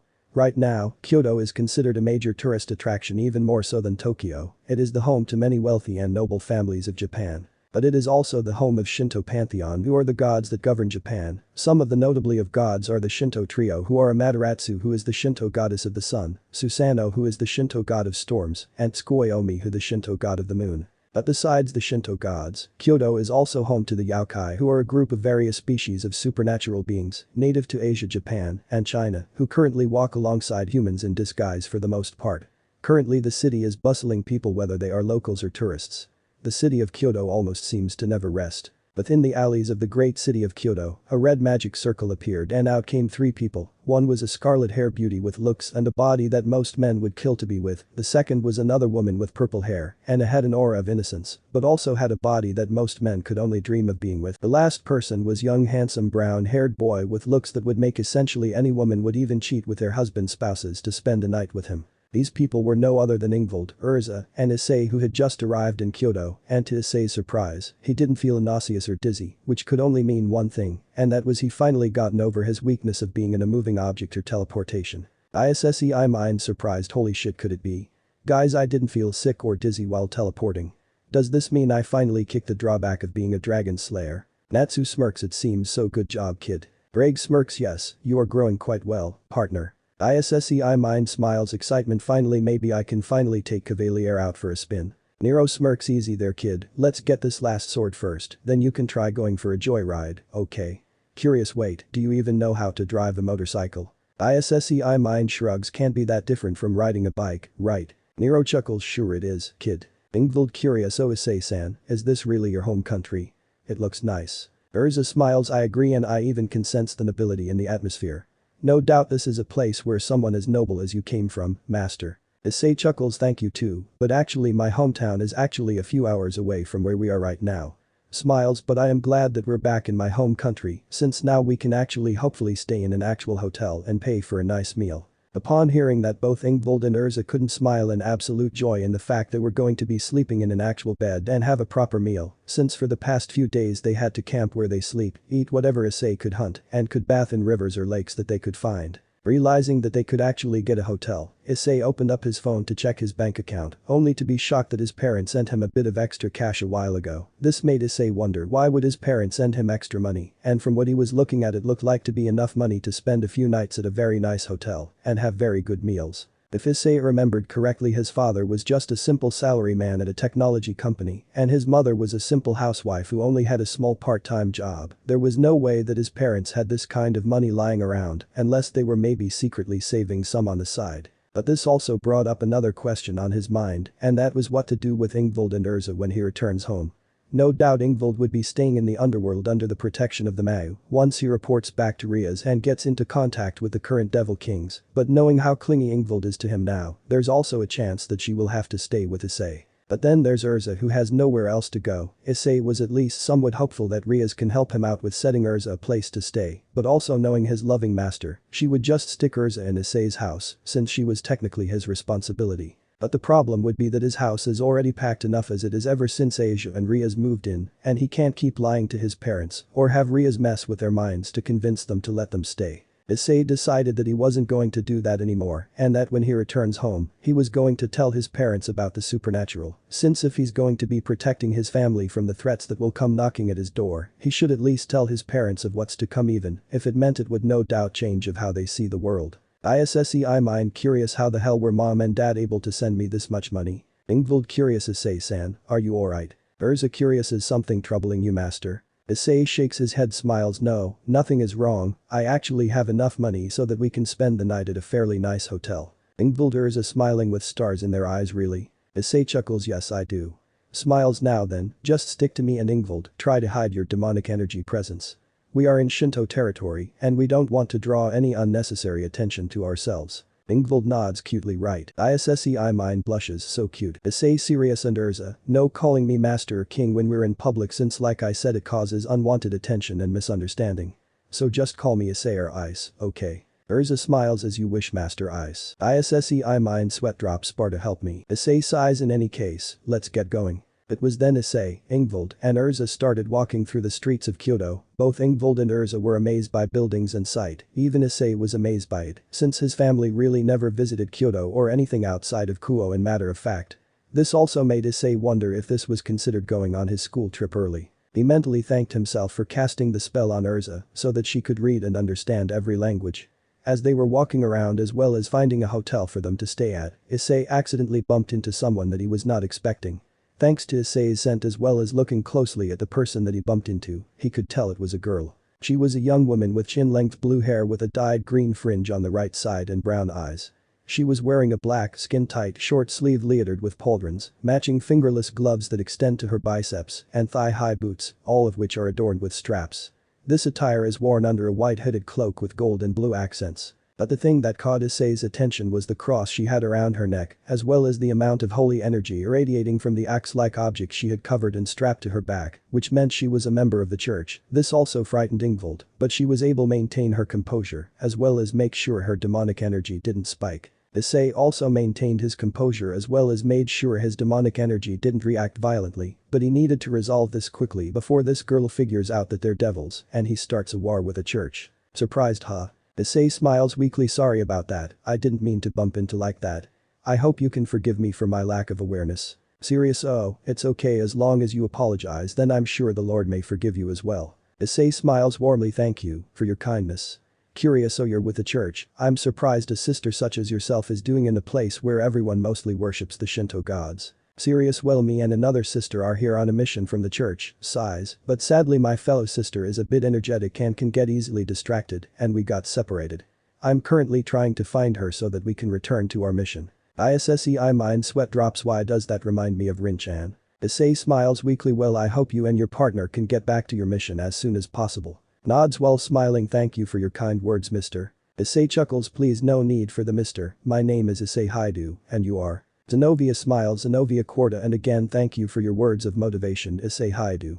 Maybe the Lord made it so that we would cross paths.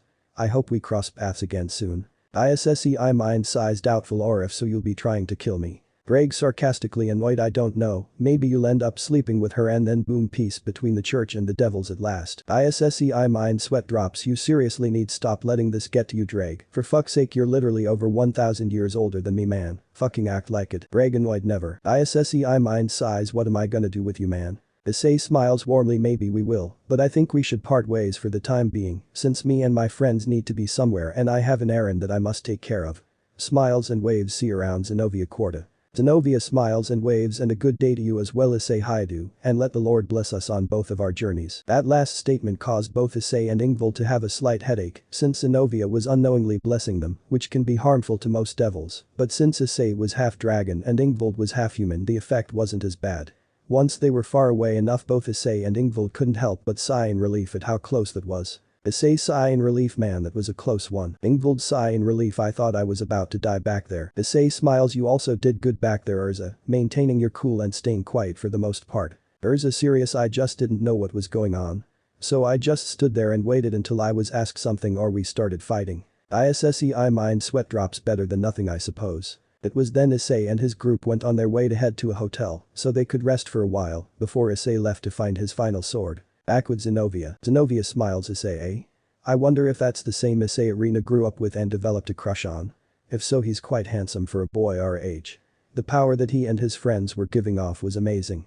Maybe when we're done with our business in Kuo we can try finding him again and ask him and his friends to join the church. Serious, but before we could even think about doing any of that, I need to hurry up and find Arena before we miss our train to Kuo. Scene change. Hyoudou, random hotel, 1 hour later. It's been an hour since Issei and his group met Zenovia in the streets, and since then Issei was able to find a hotel that he and his group can stay during their stay, thanks to the extra money his parents sent him. Currently they are relaxing in the room that Issei got for them. Ingvild and Urza were taking a bath together, while Issei was talking about the details of this last sword and how they should go about it. Issei serious. Okay, Nero, I'm not dumb since I've been seeing a pattern with these you've told me to get, and let me guess, this last sword belonged to Sparta as well. Nero sighs. Figured it out. Huh, serious? Yeah, this last sword does belong to Sparta. The sword is called Yamato, and it belonged to Dante's older twin brother Virgil and my father. Issei shocked. Wait, we're going after your father's sword? Nero annoyed. Yeah, Yamato is questionably the most powerful sword out of the swords that my grandfather had next to the actual devil sword Sparta, and it was the rival of Dante's sword Rebellion.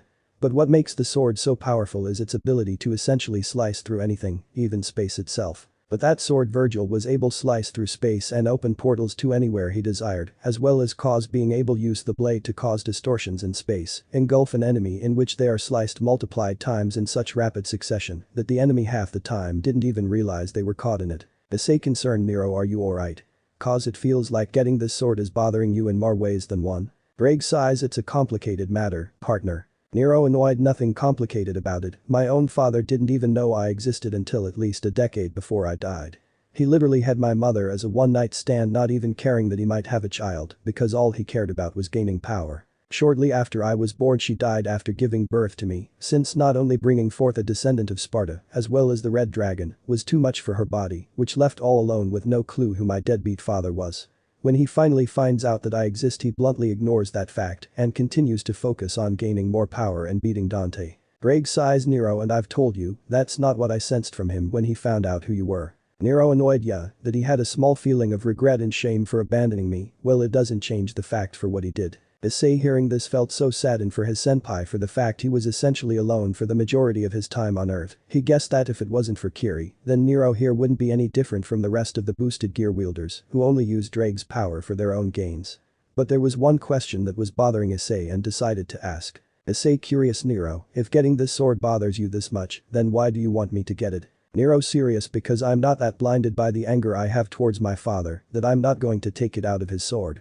As much as I hate him, I can't deny the power of Yamato will no doubt be beneficial to you, especially if you were able to get DSD to work with you. Besides, it's better that you have it than somebody else, since if those people from the old Satan faction were after Dante's sword, there's no doubt that they might go after Yamato as well. Issei, serious, I see, so it's better that we head out now to grab the sword before the old Satan faction or anyone else gets wind where Yamato is located. Nero, serious, exactly. Issei, serious, okay, where to? Nero, serious, the sword is located deep inside an abandoned shrine near the outskirts of Kyoto, I'll guide you there. Issei nods, right, let's do this. Ingvald. Curious, do what? Issei, surprised, huh? It was then Issei turned around to see Ingvald and Urza coming out of the shower with their naked bodies covered with a towel. Issei started to become red as he could almost see their breasts, but he quickly shook away from those thoughts since he had more important things that needed his attention. Issei, serious, I'm going to the location of the last sword that I need, hopefully I should be back by tonight, so you two can just stay here. Ingvald, concerned, no. Issei, surprised, huh? It was then Ingvald quickly ran to Issei's side and grabbed onto his arm, which caused Issei's face to turn red since her bare skin was pressing against his arm. Ingvald, concerned, you said that this last place where the sword is the most dangerous, I won't let you go alone, so I'm coming with you. Issei, concerned, Ingvald, you can't come with me, especially since it's dangerous. Your life is a lot more important than mine, and as such it is my job that you are safe. Taking you with me will be doing the opposite, so please stay here, Ingvald. Ingvald, saddened, but I'm not some helpless little girl, I serious, remember I'm a descendant of the original Leviathan, and I know a lot of spells that can help either defend myself in battle as well as support. Plus with my sacred gear I can help boost my power 10 times more. Issei, confused, what do you mean? Ingvald. Nervous, my sacred gear narrate Kiri has the power to control dragons, along with boosting my power over water magic. This shocked Issei, Ddraig, and Natsu to a whole nother level. To think there was a long in a sacred gear that the power to actually control dragons. Ddraig thought in his mind that the biblical god made this sacred gear specifically as a failsafe to help control him and Albion in case either of their users went into the Juggernaut drive and wreaked havoc along with other possible dragon-type sacred gears, but that was only the basis of what this sacred gear can do. This made Ddraig believe that this sacred gear specifically could have the possible chance of even controlling the dragon gods themselves, which was probably no wonder why the descendant of Lucifer was after her. This made Ddraig sigh in relief that his host was able to get to her first, since their enemies were to have this power, then no dragon would be safe. Issei was contemplating whether to actually let Ingvald go with him or not, but his thoughts were interrupted when Urza grabbed him by the other arm, which caused Issei's face to turn red again, since she was in the same state as Ingvald. Issei completely read Urza. What are you doing? Urza smiles, I'm coming as well, since it's only right for a servant to come with their master to wherever they go. Issei, concerned, yeah, but Urza, you don't even have a weapon to defend yourself with. Urza, realize, I guess you're right in that regard. Issei, mind sweat drops, I swear sometimes I feel like I need to get a doctor to check what's inside that brain of hers so I can finally figure out what the fuck is going through it. Issei sighs, look, I understand you two want to come with me out of concern, but I'm telling you I'll be fine, okay? So please just you two stay here and wait until I come back. Urza Ingvild pouts while hugging his arms tighter. No. Issei mind sighs honestly, for all that is demonic and draconic alike, someone help me. Meanwhile in the other side of Kyoto, within the streets of Kyoto we see two people walking the streets. The first was a handsome young man with silver white hair and red eyes. He wore a gakurin, and on top of it, a priest's coat. The second was a short dark-skinned young boy with grey-blue hair and purple eyes. He wears a gakurin, with a long coat on top of it. They are currently looking at a map to a temple that was within the outskirts of Kyoto. Smirks if we follow these directions to the temple that holds the Yamato should not be too far from here. Nods. Sighs in annoyance honestly Leonardo, you could talk more you know. Leonardo serious. Annoyed whatever honestly why Cao put you with me is beyond me. Honestly I couldn't have Heracles or John come with me instead, at least then I wouldn't feel like I'm talking to a brick wall. Leonardo serious because Cao said that this temple is extremely dangerous and that it could be a good way for me to use my annihilation maker in actual combat situations. Siegfried-san. Siegfried annoyed finally, he speaks honestly, I thought it would feel like I was doing this all on my own with you not talking. So, do you think we'll end up fighting some tough opponents? Leonardo serious. Siegfried annoyed back to the silent treatment again, huh. No matter, you're only here to help me get Yamato, since wielding Gram is considered too much for me. Damn those devils in the old Satan claiming DSD for themselves, like any of those spoiled fucks, even know how to properly use a sword, since they're always confident in their magical abilities. Smirks no matter, since if the stories are true then Yamato has a lot more uses than DSD does, and when the time is right, I'll just snatch DSD from their wielder and take it for myself.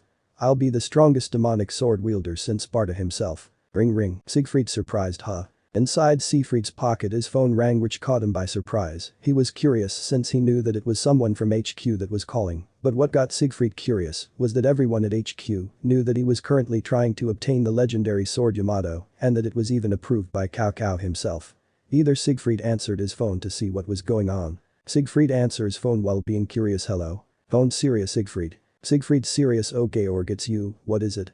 You know I'm close to getting Yamato right now. Georg phone serious I know, but here to let you know that someone who wasn't a part of the old Satan faction was able to obtain DSD. Siegfried shocked what?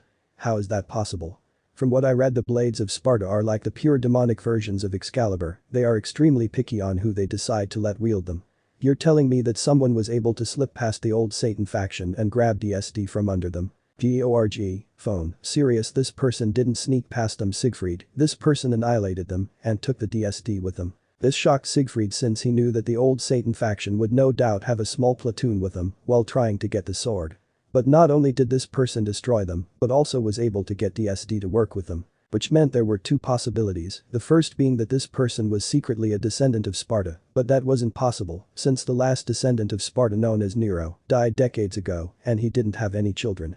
The second being that this person must have an even greater affinity for demonic swords than even him. Siegfried serious why are you telling me this, Georg? Georg phone serious I'm giving you a heads up, since if this person was able to get DSD, then it's most likely that he or she will be going after Yamato as well, so expect some extra resistance while trying to get the blade. Siegfried serious thanks for the heads up. Once Siegfried hung up the phone with Georg he had a dark scowl on his face, he was furious that some random person was able to swoop in and take down a small platoon of the old Satan faction's forces and was able to take the sword that he originally wanted to retrieve. Now that person was mostly on its way to retrieve Yamato, but at the same time Siegfried couldn't help but smirk since it could be a golden opportunity to obtain both Yamato and DSD.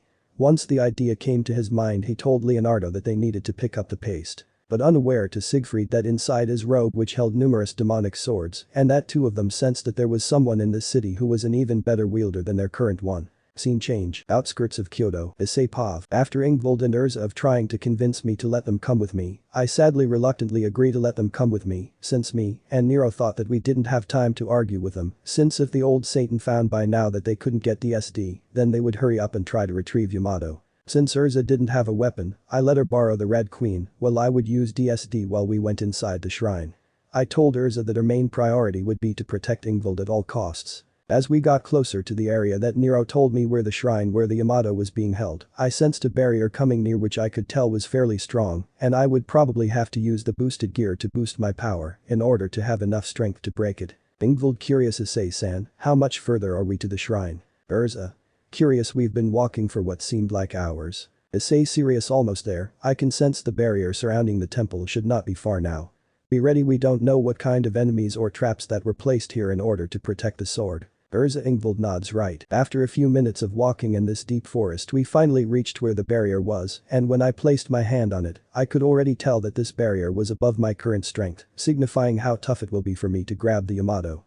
Judging by how powerful this barrier is, I might have to use the boosted gear as well as undo my seals in order to do so. Issei mind serious. Well guys, what do you think? Nero serious, you just might have to go all out alone to take down this barrier. Natsu serious, I gotta say this barrier is pretty impressive, but I guess I expect nothing else from a descendant of Sparta. Ddraig mind thinking this could be the perfect opportunity for him to unlock my last ability.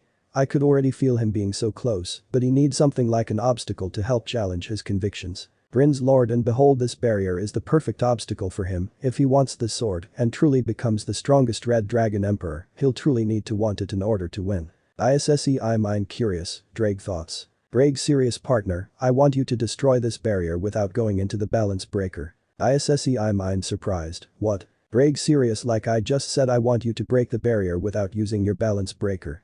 You can use the boosted gear and undo your seals as well as promote yourself, but you are not allowed to go into the balance breaker. Issei mind confused, but why Ddraig? Ddraig serious, consider this like a part of your training, even though you can stay in balance breaker form for about a day. Now it wouldn't push the limits of your base form, since we want to make it that you only use balance breaker for only fighting our strongest opponents like the white one. I couldn't deny Draig's logic since he was right. There will be times that I will have to fight for a long period of time, and it wouldn't be a smart move to unleash my most powerful form so soon into a fight. Especially when the time came for me to go up against my supposed rival, though a part of me hoped that we won't have to fight to the death, and maybe we could just have occasional sparse fights, and maybe one day we can be friends. Even when I offered that idea to Ddraig, he told me that it was highly unlikely since many of his previous hosts have tried but ended up regretting it later. But at least Natsu supported my idea since he told me he was able to make friends with the first wielder of Albion, and it was part of the reason why they were secretly considered the strongest red and white dragon emperors in history. But those thoughts were for another day since right now I need to hurry up and claim Yamato and return to Rias and the others. Issei mind serious, okay Ddraig, let's do it. Issei serious, while looking behind him, I want you two to stand back a bit since it might get a little intense, okay? Ingvild Urza nods right. Line break. Third pav. Once Issei saw that Ingvild and Urza were far away from him, he started to get to work on undoing his seals. Once he started, his body started to have red glowing chains all around his body, in which one by one they began to break. Both Ingvild and Urza were shocked that Issei was holding himself back this much during his battles. Once the final chain was broken, the amount of power that Issei was releasing was immense, but what he said next would shock Urza and Ingvild even more. Issei serious promotion queen. It was then Issei's demonic power skyrocketed to whole another level. Urza wondered why Issei didn't do this when he faced off with Cavalier when he came to rescue her and claim DSD. But her thoughts on the matter were quickly interrupted when Issei summoned the boosted gear and started boosting his power, which added more awe and shock for both her and Urza. Urza amazed, amazing, who knew master had this much power? Ingvild in awe, Issei-san is so strong and amazing. Issei serious, okay, let's do this. It was then Issei, using all of his strength, started punching the barrier, but no matter how hard or how fast he punched the barrier, it didn't even leave a dent in it. This of course started to agitate Issei a bit since he couldn't believe that a stupid barrier was stopping him from moving forward on his quest. All the while inside the boosted gear, both Natsu and Nero gave Ddraig a devious smirk since they realized what the legendary dragon was doing, since if Issei did don his balance breaker he could break this barrier no problem. Natsu smirks, so that's your plan, Nai-san. Ddraig smirks, so you figured it out, huh? Nero smirks, I was confused at first on why you told him to not use the balance breaker, but when I saw the barrier and the conditions you set for him, it was all coming together on why you told him that. Natsu smirks, so what would make Issei be? Ddraig smirks, this would make Issei the fourth since not even Elsha was able to unlock this ability, despite her being my third strongest host. The only people who ever unlocked this ability were you, Belzard, and Nero. Thanks to Issei's training as well as his burning determination, I think he will be the fourth user to have unlocked this ability, but it seems he needs an extra push in order to achieve it. Meanwhile, back with Issei. Issei annoyed, come on budge. Issei was still continuing to punch through the barrier surrounding the temple, but sadly Issei wasn't able to even make a dent, scratch, or even crack on the barrier. This continued to annoy and infuriate Issei to no end since, if can't break down a goddamn barrier, then how the hell was he going to be able to protect the people he loves and cares about? When Issei felt like he was almost reaching his limit, the gem on the boosted gear glowed and spoke. Ddraig. Ddraig serious, is this seriously all you got, Issei? Are you really letting me sleep barrier stop you from obtaining the power that you need to protect those you care about? Is this really the limit of my host? If this your limit, then I'm afraid to say that you have not changed at all and that you are still my Issei draconic serious. Hey Ddraig, do us both a favor and shut the hell up. Ddraig surprised, huh? Issei draconic serious, you don't think I don't know what you're trying to do? Look, I know that I'm leagues away from reaching your Natsu's level of power, hell I know that I even have quite a bit of ways away to even reach Belzard's level of power. But you're right, I won't let some measly barrier stop me from becoming the strongest red dragon emperor in existence, not when I came this far. Everyone was taken back on how Issei was acting and talking, especially Ddraig, who was honestly caught off guard. But the way he was speaking made it feel like he was possessed by someone, like they knew it was Issei, but at the same time it wasn't. But what Issei next would shock Ddraig and Natsu to their core. Issei draconic smiles, look, I know when you first woke up you were probably disappointed in me as your host, since I was probably not what you wanted, since I was just a regular human, no less a pervert, and a part of you probably still does. But I'm not that person anymore, no matter what you see before you, Issei Hyoudou, the Red Dragon Emperor and the next heavenly dragon in existence, and I don't care who stands in my way, whether it's a psycho devil, fallen angel, dragon, or even the gods themselves, because nothing will stop me from reaching my goals and achieving my dream. Don't you see, Ddraig, you and I have the same dream? We both want to become the strongest dragon in existence, but we can't do that if we don't have complete faith in one another. Ddraig surprised Issei. Issei draconic smiles, so just like I always put my faith in you, you have to put your faith in me as well. When me and you work together, nothing can stop us, we can achieve heights that not even Great Red himself can't possibly fathom. Now Ddraig lets us not only achieve our dreams, but also the dreams of your father Igneal couldn't achieve. We will become the next true Red Dragon God Emperor and become true burning examples of what being a true dragon is all about. Smiles fondly, do this with me, Ddraig, and I will show you what I'm truly made of. I will show you my blazing determination. Both Natsu and Ddraig were at a loss for words. The pure determination in Issei's voice was unwavering and with no sign of hesitation or doubt. In all years in both being alive as well inside the sacred gear, the legendary Red Dragon has never met a human host filled with so much determination and drive before. This also made Ddraig think on how he interacted with his previous hosts like Nero and Natsu, since before all he had done was just given them a power boost and turned them into dragons, other besides that it wasn't like he was fighting alongside any of them, but this current host who had gotten to know these past few months have both surprised and impressed in every step of the way. Maybe it was time for Ddraig to actually fight alongside his host instead of just being a source of power instead. Ddraig mind smirks, maybe it is time I stop sitting on the bench and actually do something with my host. Ddraig smirks, okay, Issei Hyoudou, you've convinced me and we will overcome this together as true partners. Now show me this burning determination that you are so proud of. Issei draconic smirks, I'm all fired up now. An ATSU mind shock, there it is again. There's no way that it's just a coincidence. Ddraig was also taken back from what Issei just said, but before he, Nero, and Natsu could say anything else, the mindscape started to change.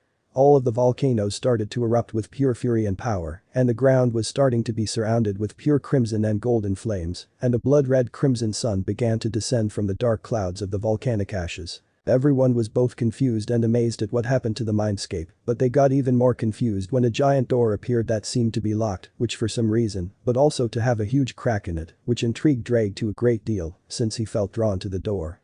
But right now he was focused on helping his current host get through this barrier. Ddraig smirks, you're just chocked full of surprises, aren't you, Issei Hyoudou? Ddraig mind eyes narrowed, but why do I feel such a familiarity with that door? This power feels so familiar in so many ways. Meanwhile with Issei, as soon as said those words his body began to glow a crimson and golden color. It was like his body were surrounded by flames, given the amount of heat he was releasing.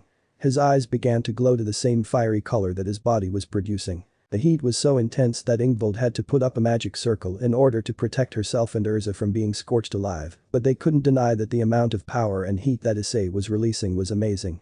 From what they were seeing, Issei's heat and power was spreading way beyond the outskirts of the forest they were currently at. Meanwhile in Yokai Castle, within the shadows of Kyoto lies the realm of the Yokai, which resides as the home of many spirits that originated from Asia. Within the realm of the Yokai lies the castle of the Nine-Tailed Fox, who is considered the strongest of the Yokai, as well as the leader of the Yokai faction. Inside the castle lies a young woman with a voluptuous figure and very long blonde hair with matching eyes. She is a woman with delicate facial features, and her eyebrows are cut very short and round, a symbol of nobility. Her hair is usually tied in a loose ponytail, reaching all the way down to her legs that ends in a spiral, with taut bandages to keep it in place. Her attire consisted of a yellow kimono, a golden obi, and wore a black pelt, with gold skulls and lines printed on it. The kimono features a wide interior and it is open at her shoulders, giving view to her enormous breasts. This woman was Lady Yusaka the Nine Tails, as well as the current leader of the Yokai faction. She was currently doing paperwork while her daughter Konu was playing with her son Naruto. That was until she felt a huge of heat and power coming from the other side of Kyoto, where the barrier that was placed by the son of the legendary Dark Knight Sparta decades ago. This concerned Yusaka greatly since not even her and Amaterasu combined with the power of the Lee lines could even break through the barrier, hence she declared the area forbidden from all yokai. But this power she was feeling was able to match her and Amaterasu combined or even surpass it. Yusaka curious, what is this power? I've never felt anything like this before, a bit aroused, it feels so enticing. Serious, but whatever the case may be, this needs to be investigated. Ghislaine. As soon as Yusaka called out that name, the sliding door next to her opened and out came a woman with dark skin, a revealing leather outfit, rippling muscles, and full of scars all over her body. She wears an eye patch with a sculpted-like face, gives off a delinquent boss vibe. She completely feels like a female Amazon warrior from some fantasy story. Also she has beast-like ears and a tail like a tiger's. Her fur is very thick. This woman was Ghislaine Didoldia, and she's Lady Yusaka personal guard as well as her childhood friend. She's also considered the greatest sword user in the Yokai faction. Ghislaine serious, what is it, Lady Yusaka? Yusaka serious, I'm sure you noticed the huge power surge, correct? Ghislaine serious, yes, it seems to be coming from the area where Virgil Sparta placed the barrier. Do you want me to investigate it? Yusaka nods yes, because whoever is there did not come here without my permission and must know who we were dealing with. If they turn out to be an enemy, we cannot let them leave with the Yamato. Anyone who would get their hands on that sword is definitely a force to be reckoned with. Ghislaine nods, understood, I'll leave at once. Yusaka serious, take Sasuke with you. Ghislaine curious, why do I need to take my student with me? Yusaka serious, because if this person turns out to be an enemy, then I believe Sasuke's Sharingan will be useful in subduing the enemy. Ghislaine serious, I see very well, I'll go fetch and leave immediately. Once Ghislaine left to go get Sasuke to head to the forbidden area, she slouched her shoulders and let out a sigh of exhaustion. She deeply hoped that she didn't send her childhood friend and her student to their deaths, but she was a faction leader and did what needed to be done in order to protect her people as well as Kyoto. Yusaka sighs, I really do hope this person can be a possible ally. Meanwhile in Takamagahara. Takamagahara, the abode of the heavenly god, is the home Shinto gods that rule over the country Japan. The most notable gods are obviously the Shinto trinity being Amaterasu, Susanoo, and Tsukuyomi. Within the many shrines of the plains of the heavens resides a black-haired and black-eyed beautiful young woman in her late teens, to the point of being noted as a transcendental beauty, conceptualizing Yamato Nadeshiko, an idealized Japanese woman. Her hairstyle, in particular, is a hime cut, in addition to having a well-proportionate figure that appears to be the work of the gods, attracting men and women alike. She was dressed in a rather stylish kimono with various designs on them with a red haori, and that can at times hang off her shoulders, and black jeta. This woman was no other than Amaterasu Amakami, who is the chief goddess of the Shinto faction, as well as the oldest sibling between Susanoo and Tsukuyomi. She was currently relaxing in her shrine until she felt this strange surge power and heat originating from Kyoto, and all her years she had never experienced such power and heat in her life, since it even rivaled her divine flames. Amaterasu curious, this power and heat that I'm feeling, it's like if the sun itself came crashing down to the earth. I wonder if Yusaka has figured out what's going on. Meanwhile back with Issei. Issei was currently trying to pierce through the barrier in front of him, which he was still having a hard time trying to budge, but he wasn't giving up. The amount of power and heat he was releasing was rising, and it didn't look like it was going down anytime soon. Ingvild didn't know how long her magic circle would last. Issei Draconic smirks, well Ddraig, you ready to take this to the next level? Ddraig smirks, ready when you are, partner. Issei Draconic smirks, alright, let's get this party started. Boost boost boost boost boost boost. It was then Issei's power began to double even further, and it was then they noticed how the barrier around the temple finally started to show cracks on the wall.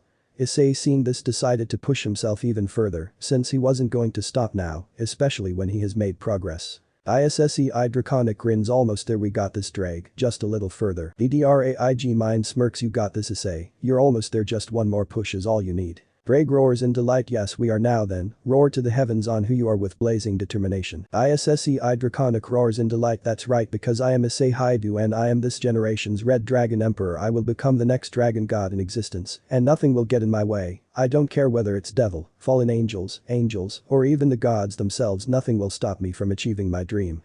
I will become the bossing embodiment of what a true dragon should be. As soon as Issei made that declaration, the gem on the boosted gear started to shine so bright that it practically blinded both Ingvild and Urza. It was then Draig's voice boomed with a new call that helped completely destroy the barrier. Ddraig. Roars penetrate. But that call, the barrier instantly shattered, opening the path for Issei and his group to move forward.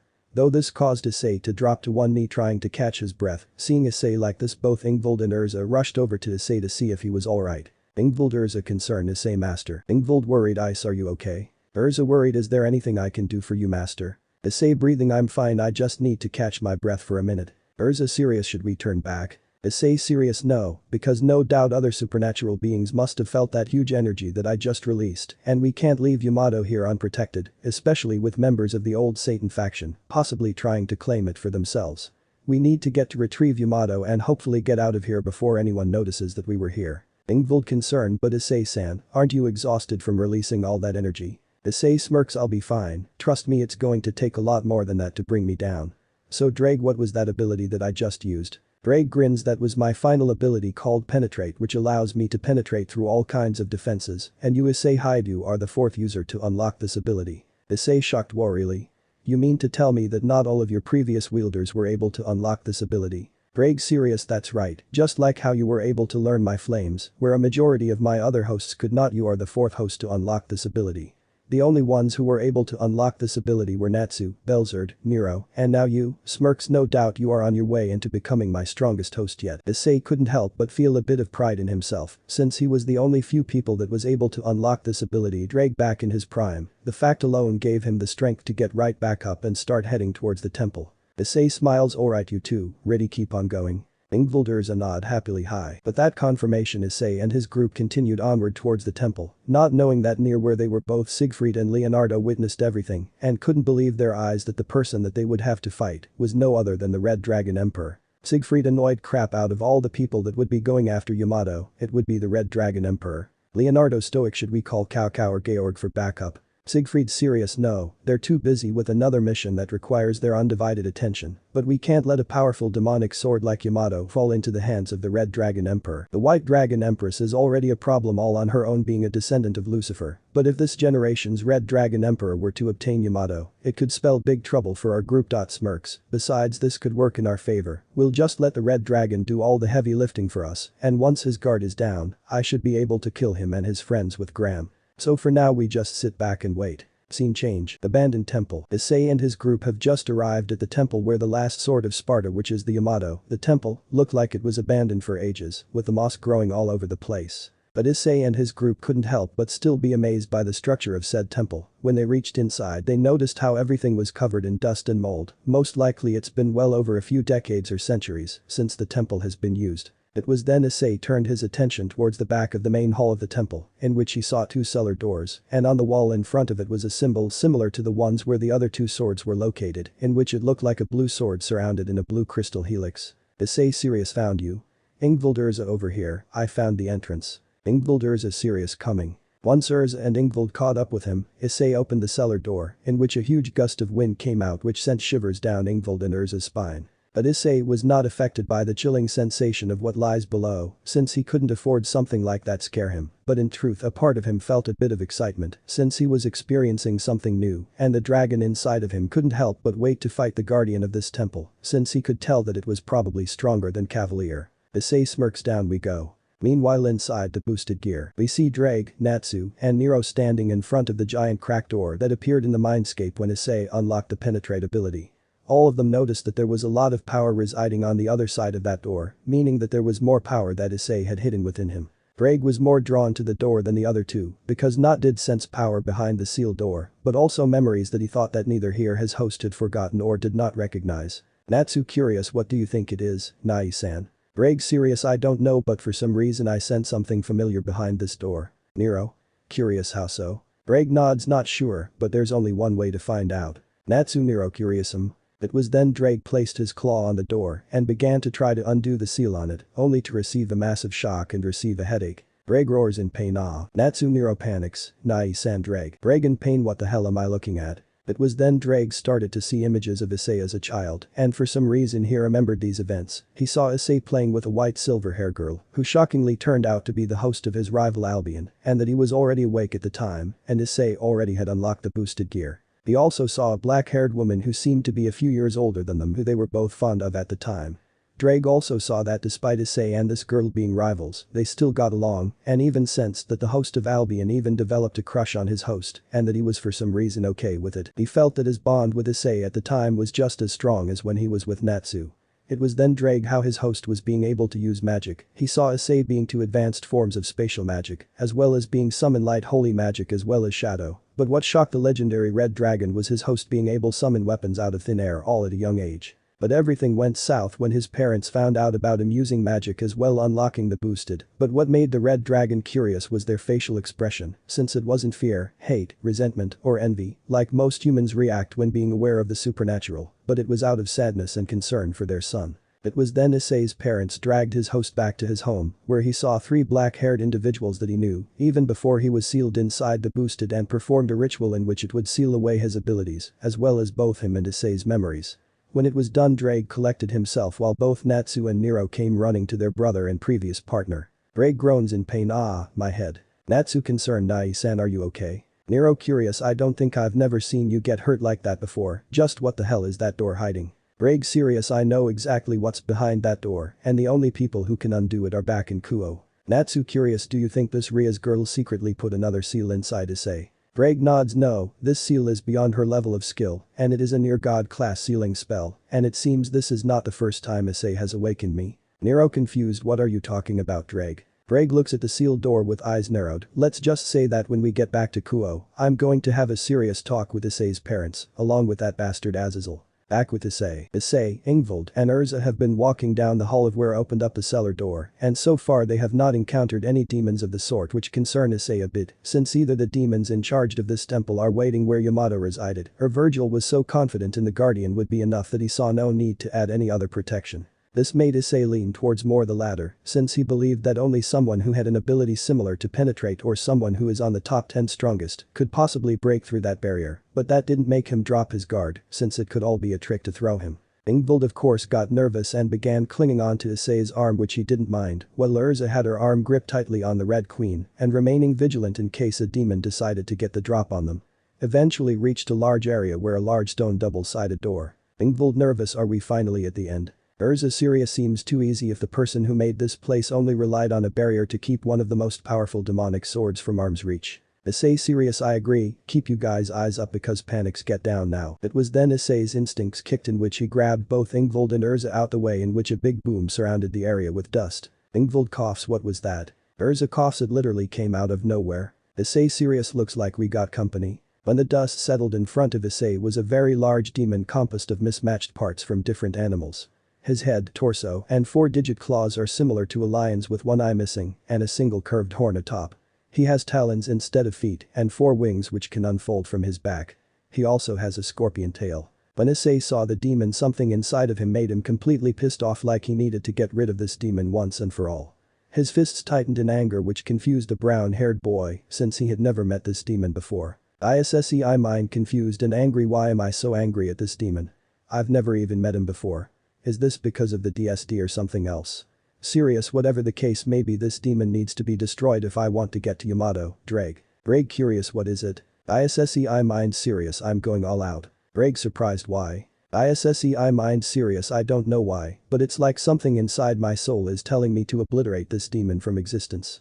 Angry every time I look at it, it feels like I need to correct a mistake I made. This surprised the Red Dragon, since he has never felt such anger from his host before. He honestly didn't activate the Juggernaut drive yet.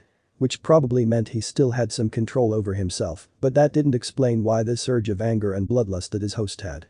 But one thing was for sure, this wasn't his host's anger that he was feeling, it was someone else's. Ddraig serious, okay then, I got your back, partner. I guess you going all out might be the best course of action, since Beowulf was also a high-ranking demon in Mundus's army, along with Sparta. Issei mind eyes narrowed in anger, so that's his name. Issei eyes narrowed in anger while summoning DSD Beowulf. Beowulf enraged, this stench, I know it anywhere, the stench of betrayal. The odor of that accursed Sparta. Issei eyes narrowed, you two stay back and get to a safe distance, I will take care of this demon myself. Seeing how serious Issei was, as well as could tell from the tone of his voice, he was furious upon laying on that demon. Nevertheless, they did what they were told and got back to a safe distance, but not before looking at Issei again, and what they saw sent shivers down their spines. For a brief moment they saw Issei's eyes glowing blood red and his body was being surrounded by darkness pure. Darkness, it wasn't evil, but dark nevertheless. It was then the darkness took the shape of a demon with 3 blood red crimson eyes. The RZA mind serious just like with the fight with Cavalier. Master, just what are you really? Issei eyes narrowed in anger. Balance breaker. Welsh dragon balance breaker. From that call Issei was donned in his new balance breaker. It was then the blade on DSD opened revealing a molten core-like substance between the 2 parts of the blade. Then Issei brought the blade around him and out came 8 crimson spectral blades. The old Sirius Sparta with the red dragon emperor. Does your shame know no bound, Sparta? This boost, this boost, this boost, explosion. But his power boosted Issei charged straight forward towards Beowulf, in which the ancient demon blocked Issei's initial attack with his arm, but resulted in him having a deep cut. Issei then sent mental commands to the spectral blades to spin rapidly like saws and begin cutting parts of Beowulf. Seeing that Beowulf was taking a lot of damage from the spectral blades, he quickly jumped away, but Issei wasn't going to give him a chance to recover and went after Beowulf with DSD in hand. It was then Beowulf coated his fist with light demonic energy and was about to try a devastating blow to Issei, seeing that Issei had no choice but to block it with a blade of DSD since he was too close to Beowulf to dodge his attack. The attack sent Issei skidding back all the way towards where near Ingvild and Urza were hiding. Annoyed by this, he decided to end this fruitless battle. It was then Issei bent down a little and out his left hand on the floor. He then switched the way he held DSD, that it made it look like he was going to do a upward slash, and once he was in position, he began pouring his demonic energy into the blade on top of adding bits of his demon slayer magic into the mix, and for added measure Issei boosting his power further. Boost. Seeing what Issei was trying to do, Beowulf began to charge wildly towards Issei before he could execute his attack. As Beowulf got closer to Issei, the devil sword Dante to glow in a mixture of emerald green and violent demonic red, signifying that whatever attack was about to perform will no doubt be devastating if it hits. Just when Beowulf was at arm's length of Issei, Ddraig's voice boomed with a call that would spell the end for Beowulf, and Issei spoke in a cold voice almost demonic, like signifying his attack was ready and was about to fire. Transfer. Issei demonic cold, overdrive. That was when let out a fury of demonic shockwaves that ended up slicing Beowulf's head into 4 pieces. It was then a large thump was heard indicating Beowulf's body landed on the ground dead. All the while Ingvild and Urza watched what happened in pure awe and amazement, but before they could go up to Issei to congratulate or check on Issei on his condition, a bright light emerged from the deceased corpse of Beowulf. Already deactivating his balance breaker, Issei looked at the hand-glowing ball of light with a stoic expression, since he could already know what this meant. As such, he extended his hand to call the bright orb of light, which came to him immediately. That was when a bright light engulfed the area, blinding everyone except Issei. When the light died down, Ingvild and Urza saw that Issei was wearing a set of black gauntlets and greaves with a somewhat animalistic look. The gauntlets vaguely resemble a wolf's head, with fangs and mane. The greaves look like clawed legs. They also have glowing veins that have white light flowing through them. Issei was intrigued with the new devil arm that he just got, since now he had a weapon besides the boosted gear for melee battles, and seeing the corpse of Beowulf, he decided to test these new devil arms on it. Once he finally got a feel for the new devil arms, he thought he should ask Nero on what these devil arms called before storing them away inside his devil bringer, since he was his local devil arms expert. Issei mind curious, hey Nero, do you know what these devil arms are called? Nero serious, they bear the same name as the demon you just killed, its name is Beowulf, and they were the only devil arms that my father possessed besides Yamato before he died.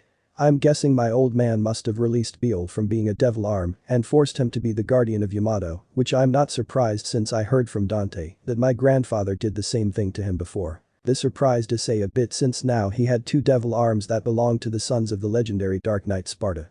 It was then he placed Beowulf inside the devil bringer in order to store it away. After he did that, he saw both Ingvild and Urza running towards him with a worried expression on their faces. Ingvild, Urza worried, Issei-san master. Issei smiles weakly, hey you two, are you alright? Ingvild concerned, we're fine, but what happened to you? I've never seen so angry like that before. Urza concerned, I have to agree with her master, you look like you were possessed or something.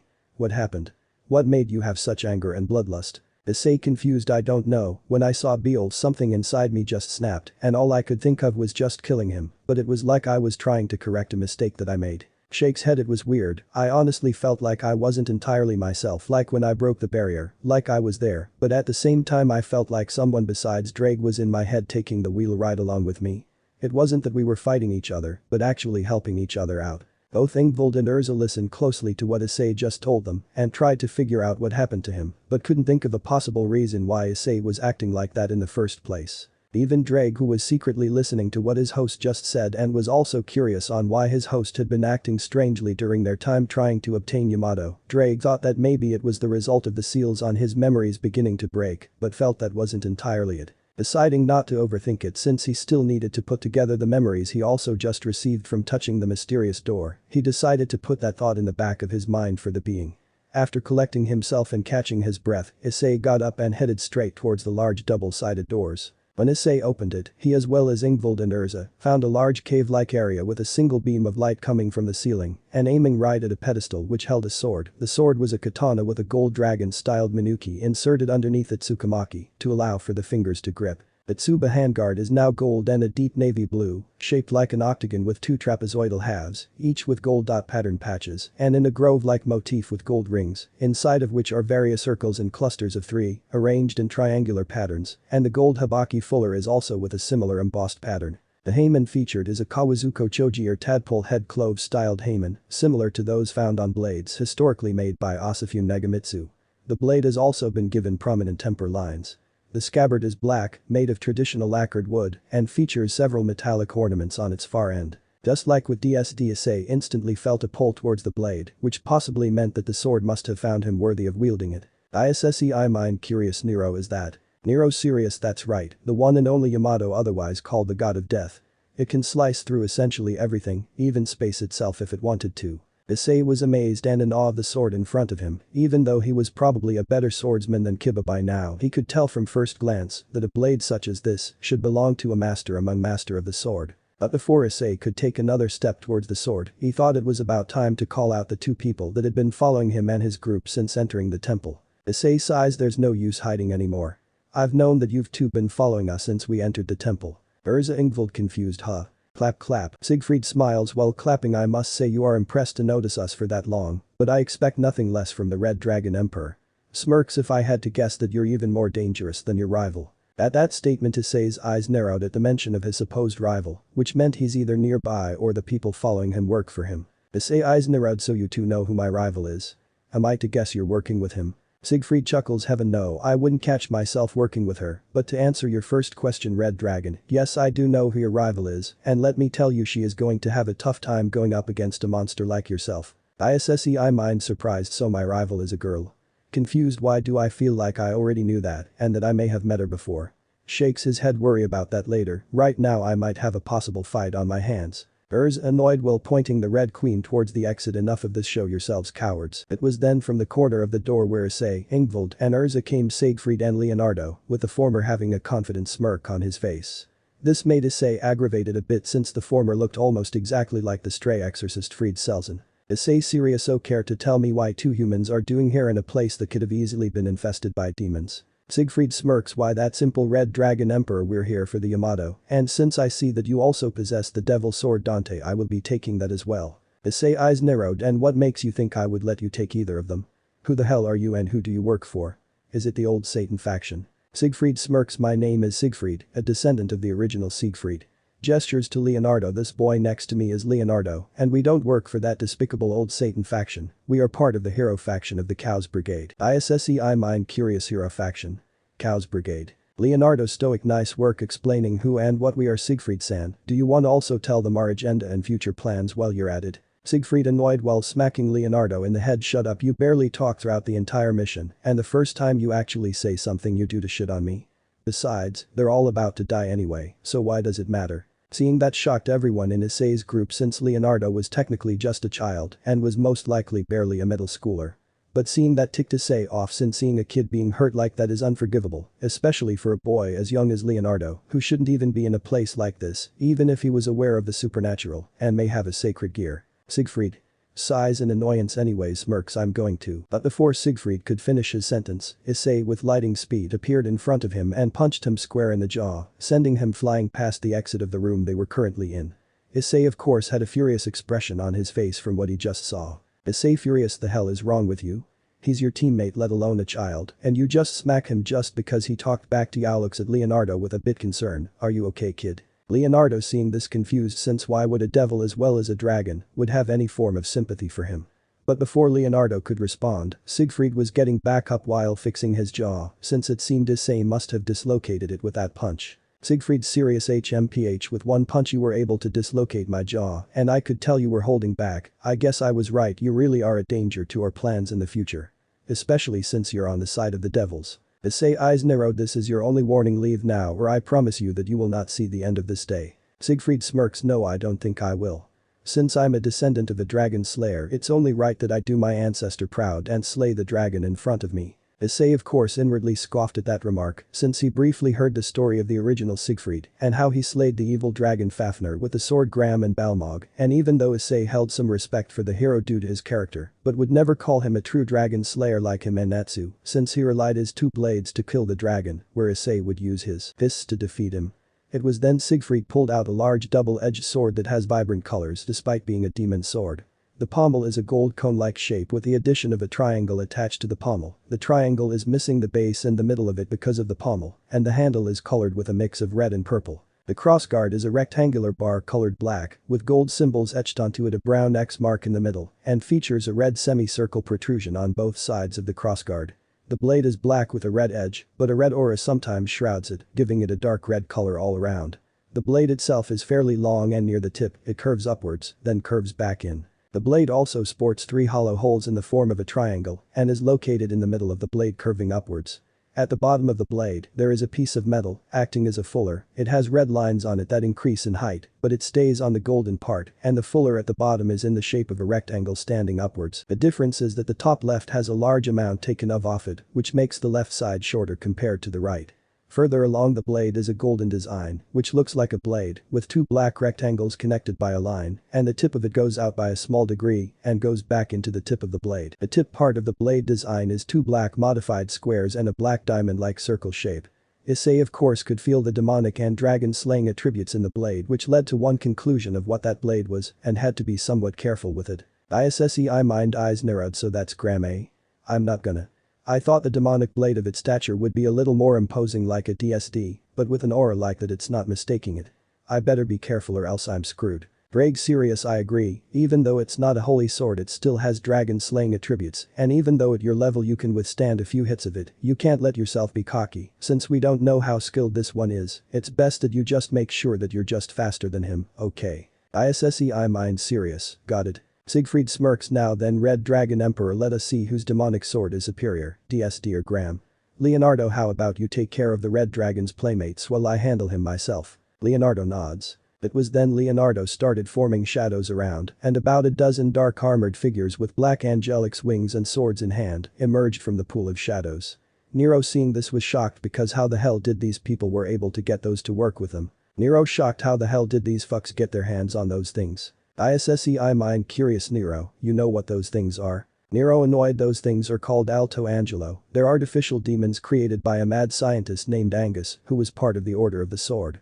But I thought me and Dante destroyed any trace of those fuckers. Issei serious, how the hell did you guys get Alto Angelos? Siegfried smirks, I see you've done your homework, Red Dragon. Well, to sort of answer your question, Leonardo here happens to possess the high-tier longinus known as Annihilation Maker, which allows him create whatever monster he imagined, and we just happened to stumble some old files from the Order of the Sword for him to use as a reference. This shocked Issei and his group, especially Ddraig, since a few of previous hosts went up against previous users of that exact same longinus and knew from experience that they were definitely a pain in the ass to deal with. But luckily Ddraig could tell that this child is not skilled enough yet to be that much of a problem, so there was a chance for his host and his group to get out of this unscathed.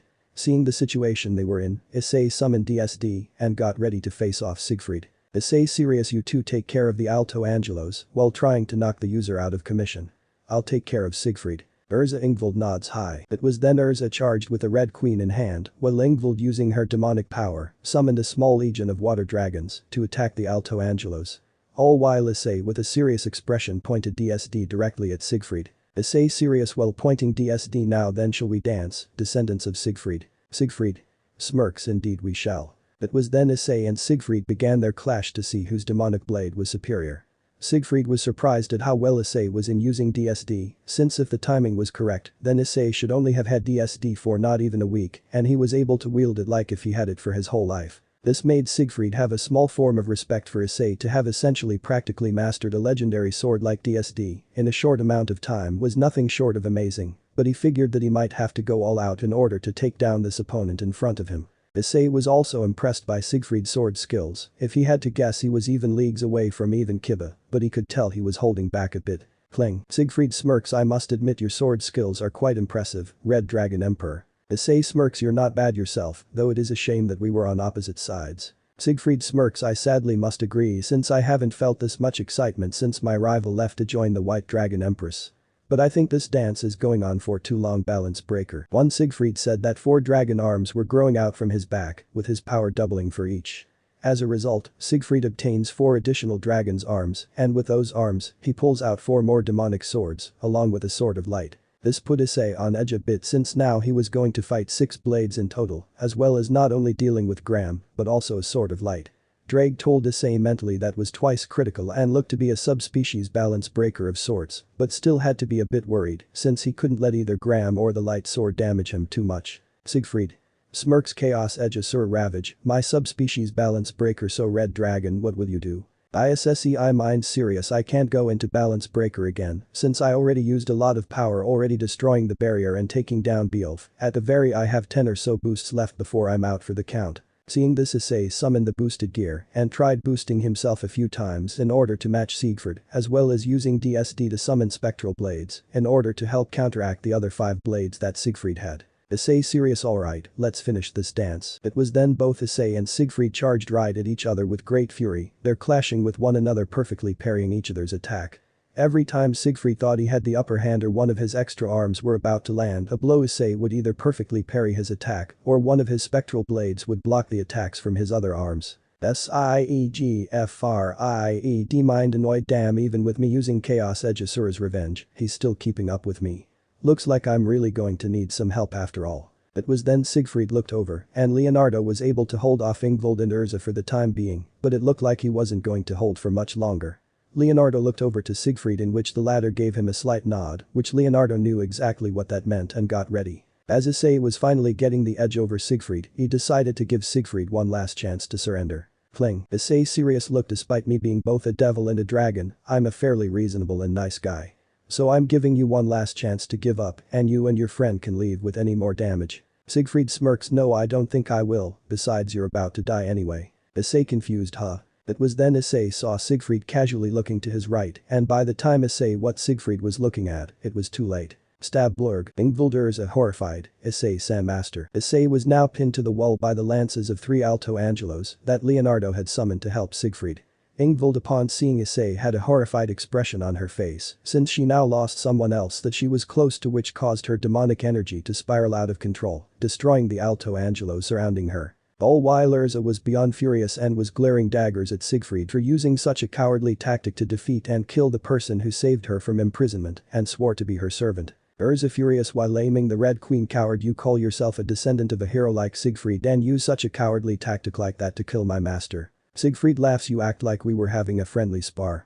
You're such a fool, this was a battle to live, even your precious master knew that, and he let his guard down. Urza furious. Damn you. It was then Urza tried to charge straight toward Siegfried, only to be blocked by a few Alto Angelos, who were able to push her back.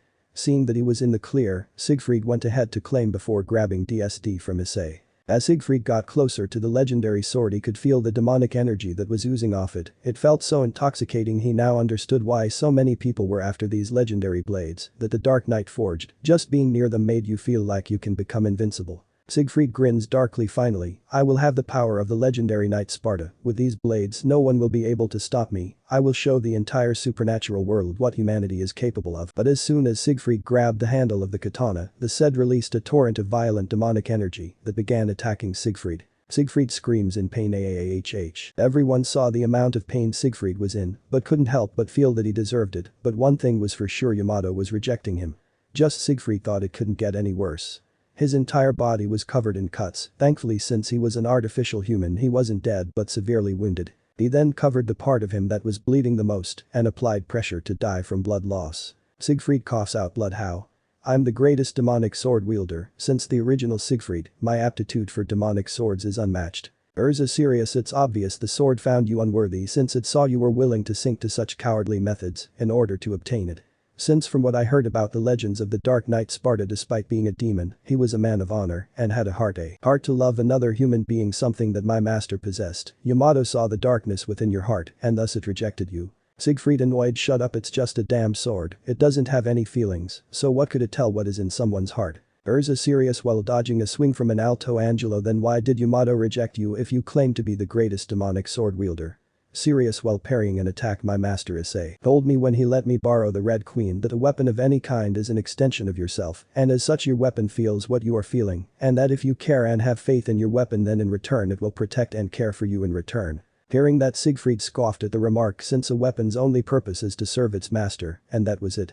But of course as soon as he thought of that, two of the blades within his coat began to move around and out came Graham, but also another sword. The sword was a longsword with a darkish purple color, which reach up to half the blade nearing towards the upper portion where it is silver. It has a unique crossguard, a light purple part placed onto the crossguard, extending up the purple-colored fuller with a small yellow circle in the middle, making it seem almost like an eye, a yellow two-handed grip, and a purple pommel that has light purple ornaments around it.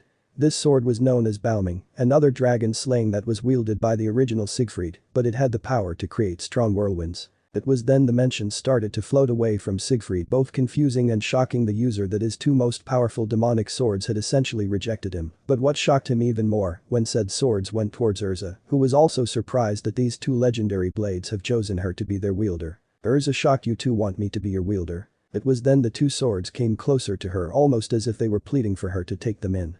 Seeing this, Urza formed a soft smile while planting the Red Queen on the ground and grabbed both swords. Urza smiled softly, okay then I'll take you in, and I promise that I will look after you as you would look after me. Once she said those words she swung both swords, and to her surprise, that they felt nice, even more so when she was using the Red Queen. It felt like she was meant to use these swords, not knowing that the two blades themselves felt the exact same way with her. Siegfried was shocked at how both Graham and Balming accepted her so easily, and that their demonic aura had increased even further. Even more so when he wielded them. This of course filled Siegfried with jealousy, and from that jealousy, he remembered that he had something in his coat just in case either him or Leonardo got into a life or death situation. As he rummaged through his coat he found a tear-shaped vial which held a glowing pink liquid. These were phoenix tears made only by the famous Phoenix family, which have the ability to heal essentially any wound and restore them back to perfect health. Once Siegfried gulped down the liquid inside the vial, his wounds instantly started to heal, in which he started to get an angry expression on his face. Siegfried enraged, it seems that not only do I have to retrieve both Yamato and DSD, but it seems that I also need to retrieve my treacherous swords as well. Seeing this, Urza got into a battle-ready stance ready to face Siegfried, but before they could engage, everyone felt a surge of demonic energy that made them stop in their tracks. The demonic energy was so immense and powerful that it made Ingvild stop crying and regain herself. Everyone followed where the immense demonic energy was coming from, which shockingly came from Issei himself. It was then they all heard Issei breathing heavily, as well as growling like if he was some kind of beast. But it didn't matter to Urza and Ingvild, since it meant that their master friend was still alive. All the while Siegfried and Leonardo were shocked that Issei was still alive from being impaled. All the while the Yamato was starting to react to Issei's demonic energy. Ingvild smiling while wiping her tears away. Issei-san. Urza smiles joyfully, master, I knew you wouldn't be killed that easily. Leonardo mind shocked to think he's still alive from being impaled multiple times. Just what is he? Siegfried mind horrified, just what the hell is going on with the red and white dragons of this generation? They're fucking monsters. Inside Issei's mind, a few minutes ago, Issei was deep inside his mind in what seemed to be an endless dark void. He was furious at himself that he let his guard down like an idiot. He tried calling out for Ddraig, Natsu, or even Nero, but no response, which concerned him because he couldn't be dead, he just couldn't. Not only could he leave Urza and Ingvild to Siegfried and Leonardo, but he also didn't keep his promise to become the strongest red dragon emperor in existence and to make sure everyone that he cared about was safe and protected. He wasn't able to confess his love to Rias or maybe get the chance to see Esdeath again. But most importantly, he didn't get to see parents one last time to tell them that he loved them and that he was part of the supernatural. All these thoughts filled Issei with so much dread and worry. Issei angry, come on, there needs to be a way to get out of here. I need to get back to them. Ingvild illusion screams, aahhh. Issei surprised, what the? Ingvild illusion scared, Issei-san. Issei illusion concern, Ingvild. Ingvild, where are you? The Rza illusion panics, master, where are you? Issei concern, Urza, where are you? Ingvild, Rza illusion panics, help us Issei-san, master. Issei panics, Urza, Ingvild. Issei looked desperately to find Urza and Ingvild, only to see nothing but the void he was currently in, and if to make things worse, he started to hear a new set of voices came to Issei that he knew all too well. Miki illusion scared, Issei. Doru illusion scared, son. Issei illusion scared, Issei-kun. Issei horrified, mom, dad, Asia, where are you, tell me. Nikigoro Issei illusion screams, ah. Issei horrified no. Akeno illusion horrified, Issei. Issei shocked Akeno senpai. Aoneko illusion screams, aahh. Aiba illusion screams, aahh. Issei horrified, Kaneko Kiba. Ris illusion scared, Issei. Issei horrified no Rias where are you? RIS illusion scared Issei, help me. Issei horrified Rias. RIS illusion screams, Nuo. As kept on hearing the screams of his loved ones in danger all while calling out his name, he began to shed tears of grief that once again he wasn't strong enough to protect the people he cares about. It was then a new voice that he knew all too well, and instead of sadness and grief, it filled him with rage and hatred. Smirks darkly my all that training and you still the weak pathetic boy I dated. Issei growls and glares with pure hatred what the hell are you doing here Rainer? The person in front of him was an attractive young woman with violet eyes having a slender body. She had long silky black hair down to her hips and possessed 2 black feathered wings. Her attire consisted of black strap-like leather around and under her breasts, a thong-like piece held around her hips by 3 thin straps, gloves that ran right up her arms with small lengths of chains hanging from them, shoulder guard-like objects on her shoulders, with 3 large spikes sprouting from her right shoulder, and black thigh-high heel boots. This woman was Rainer Yuma that Issei called and she was Issei's ex-girlfriend and was the person who killed him and thrusted him into the supernatural world. Rainer smiles now what kind of girlfriend would I be if I wasn't there during your time of need? Issei glares cut the crap I know damn well you don't give a damn about me you used me, toyed with my emotions, and what did you do when it wasn't enough? You killed me thrusting into this crazy side of the world that I wouldn't have bothered entering if I had a choice and went to kill Asia for her sacred gear. Rainer smiles happily I don't regret a single moment of it. Issei glares while growling. Rainer smiles darkly where was this Issei when we were dating?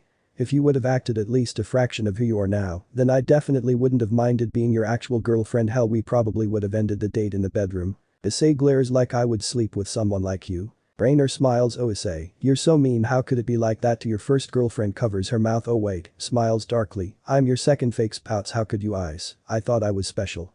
But you secretly had some girl deep within your heart. Issei furious don't you dare talk about Esdeath like that she's special, not like some whore like you, who was trying to get the attention of someone who will less likely give a damn. Rainer annoyed look who's talking. Here you are with your heart on a girl who up and left you and another girl who will only see you as nothing more than a boy that she happened to save smirks darkly, but I guess it doesn't matter since you're dead. Issei shocked what? Rainer grins darkly you heard me dead, stone cold dead, and even with all that training and power you have. You still were too weak and pathetic to stop yourself from being killed, but hey at least you put up a better fight than when you fought me. Issei became distraught. There was no way that he was dead, it couldn't be he still needed and wanted to do so many things before he finally kicked the bucket. Issei started to fall into a great depression which Rainer began to laugh darkly at Issei's pitiful state, but just when the flame began to die out, he glanced over to the ring on his right hand and remembered the promise he made to Esdeath. Issei depressed if you die then that means you were weak, the strong shall survive, and the weak shall die. Rainer confused huh? Annoyed what the hell are you talking about? Issei serious Esdeath taught me those words, and I promised her that when we met again that I would become the strongest. Tightens his fist I refuse to break any promise that I make, especially to the people I care for. And just like that the fire in his eyes returned brighter and hotter than ever, with newfound determination to not let something like death from reaching his goals.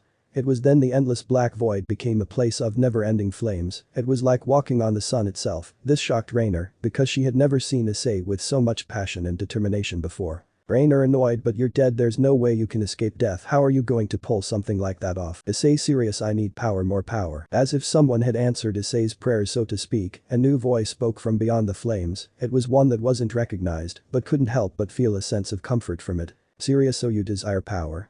Then tell me boy why do you seek such power? Issei serious because I want to be able to protect the people I care for. Serious that is not a reason to desire power. Issei shocked what?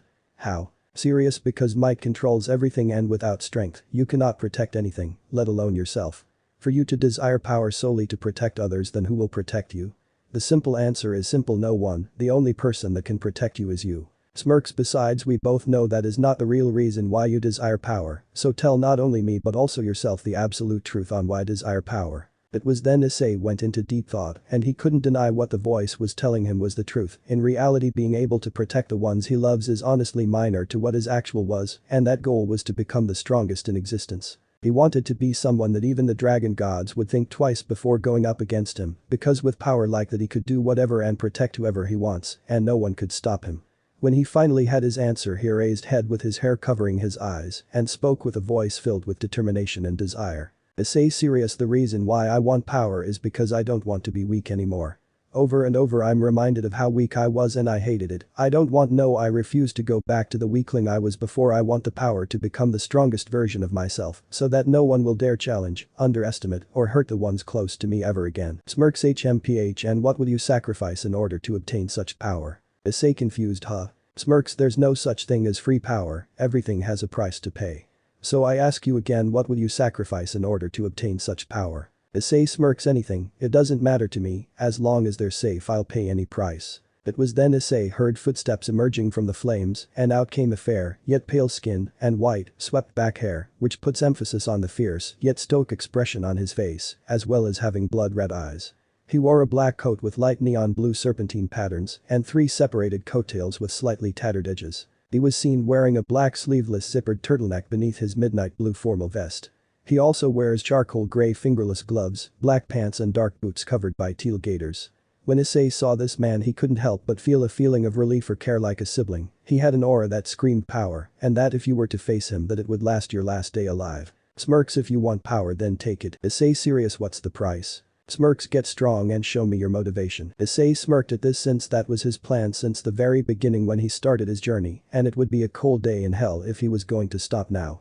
It was then a portal opened behind the mysterious man, but before he went inside the portal, he looked over to Rainer and put on a soft smile which confused her greatly. Rainer confused, why are you smiling at me like that? Issei smiles softly, I want to thank you. Rainer confused, thank me? Issei smiles softly, if you didn't kill me, then I wouldn't remember my promise to Esdeath, and I wouldn't realize my true goal in life. Even though I probably won't entirely forgive you for what you did to me, I am thankful for helping me back on track on what I needed to do. Maybe in another life we would have made things worked out, I just hope you know that I will never forget you. I believe it's time for you to go and move to a new chapter of my life. But that Issei raised his hand which glowed red, in which Rainer started to disappear, but the thing was she wasn't scared or panicking because of it, no, for some reason this made her happy and caused her to have a soft smile of her own. Just as she disappeared she did have one final thought. Ryana mind smiles softly, you've really grown up, haven't you, Ice? Maybe in another life we could have really made it work, if I'm lucky to go to another universe with you in it, I hope I can remember the version of you I just saw right now. Issei breaths. Smirks, how do you feel? Issei smiles softly, like a massive weight has been lifted off my shoulders. Smirks, so what will you do? Issei serious, to claim what is mine and to show you my motivation. But that the mysterious man gave an approving nod while smirking, while Issei stepped through the portal. Meanwhile outside Issei's mind, Issei's demonic power was rising, and it seemed that it wasn't going to stop anytime soon. It was then Issei's eyes opened wide, and they were glowing blood red. It was then everyone turned their attention to the Yamato, which was reacting to Issei's demonic energy, in which the legendary removed itself from its scabbard and flew right towards it. Once the Yamato was in Issei's hand, he let out a demonic roar which sent a huge shockwave of demonic energy that destroyed all of the Alto Angelos and knocked everyone else back on the ground. When everyone collected themselves they saw Issei standing with Yamato in hand, but something changed with Issei, that his eyes were still glowing blood red, and that there was a red glowing specter of a demon that sent chills down everyone's spine.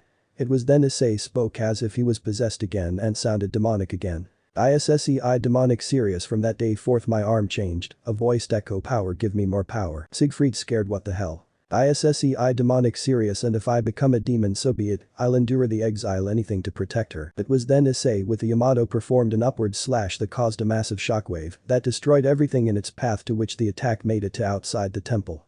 While outside the temple, Ghislaine, who was accompanied by a young handsome man around Issei's age, he has black eyes and spiky black hair with a blue tint. His hair is long and has hung over the cover of his face. When Ghislaine and the boy saw the attack from outside the temple, their instincts screamed at them to run away from the amount of power whoever released that attack. Serious sensei, are we too late? Ghislaine worried, it would seem so, Sasuke. I'm counting on you that if it comes to it to hopefully put whoever it to sleep until we can get him contained, got it? Sasuke serious, yes sensei. Meanwhile inside the temple everyone was frozen stiff at the power that Issei was releasing, as well as the attack he just performed.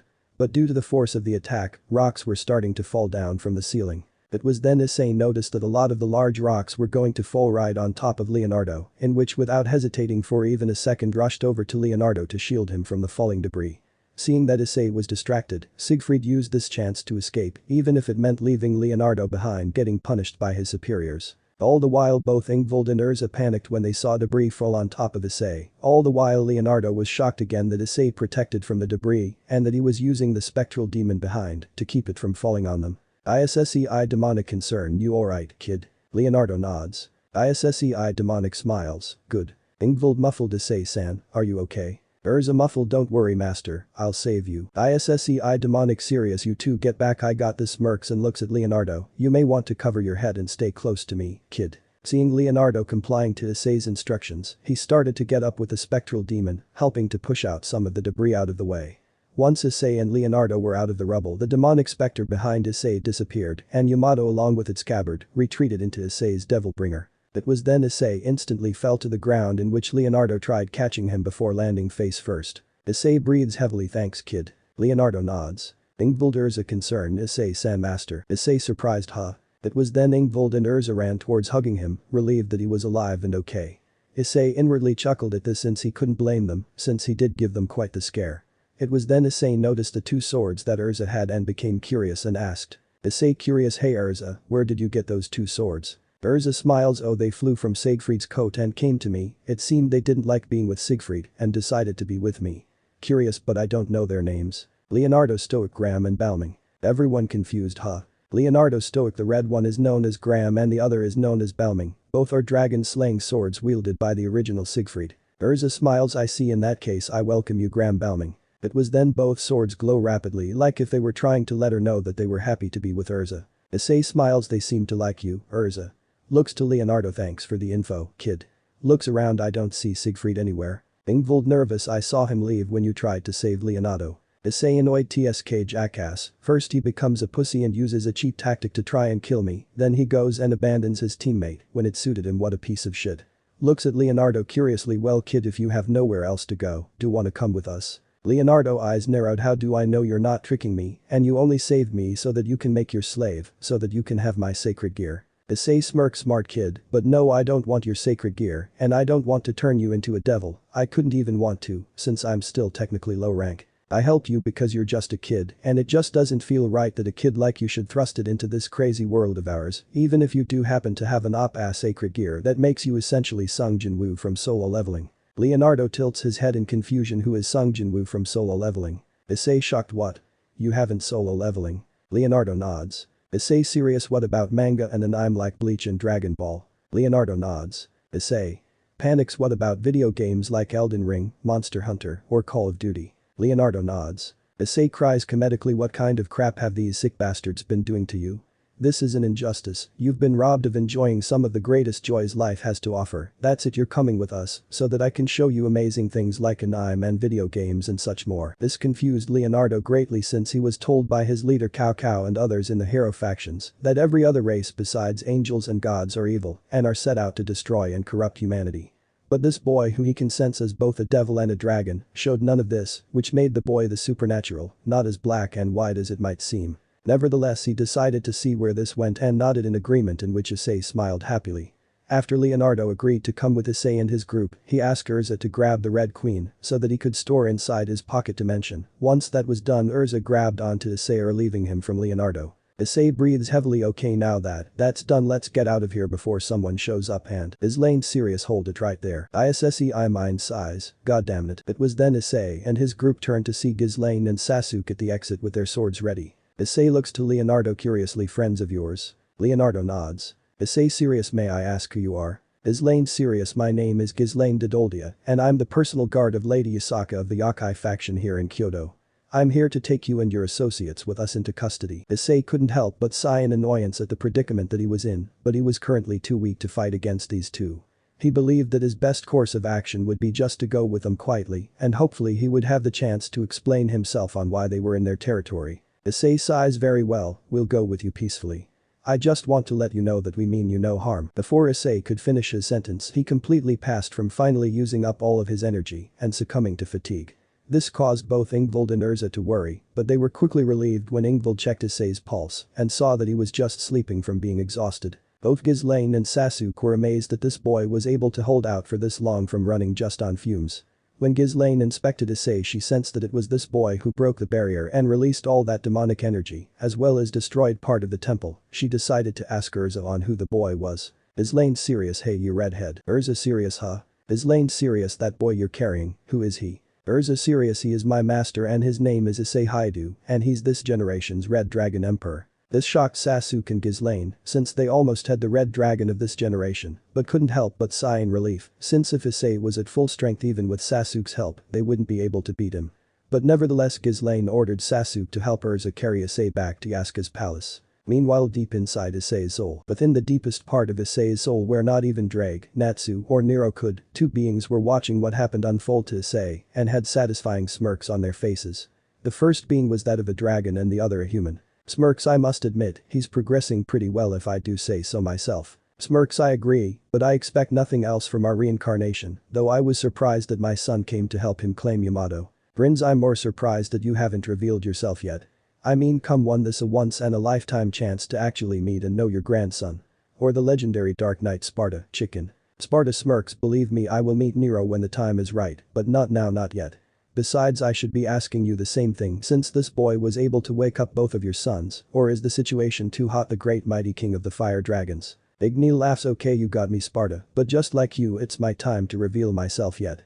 Even though Ddraig has probably already guessed that Issei is my reincarnation and Natsu is not that far off, grins even in death, those two have made me so proud and have brought honor to the name of Ignil. Sparta smirks. Even though your son gets annoyed and jealous that the reincarnation of his own father is getting women left and right. Ignil sweat drops and deadpanning. I'm honestly blaming you since I'm pretty sure that it's you that's helping Issei getting so many possible mates. Sparta chuckles guilty, but you should also share some of the blame since he inherited your flames. Ignil nods. I suppose so. Sparta smiles. Well we should probably retreat further into Issei's soul before Ddraig or the others find us. Ignil nod agreed. Let me know in the comments below if you guys want the next part. Also check out my other video that has been shown and left. Thank you for watching. If you enjoyed this video please like and share this video. And have a fantastic day. Bye.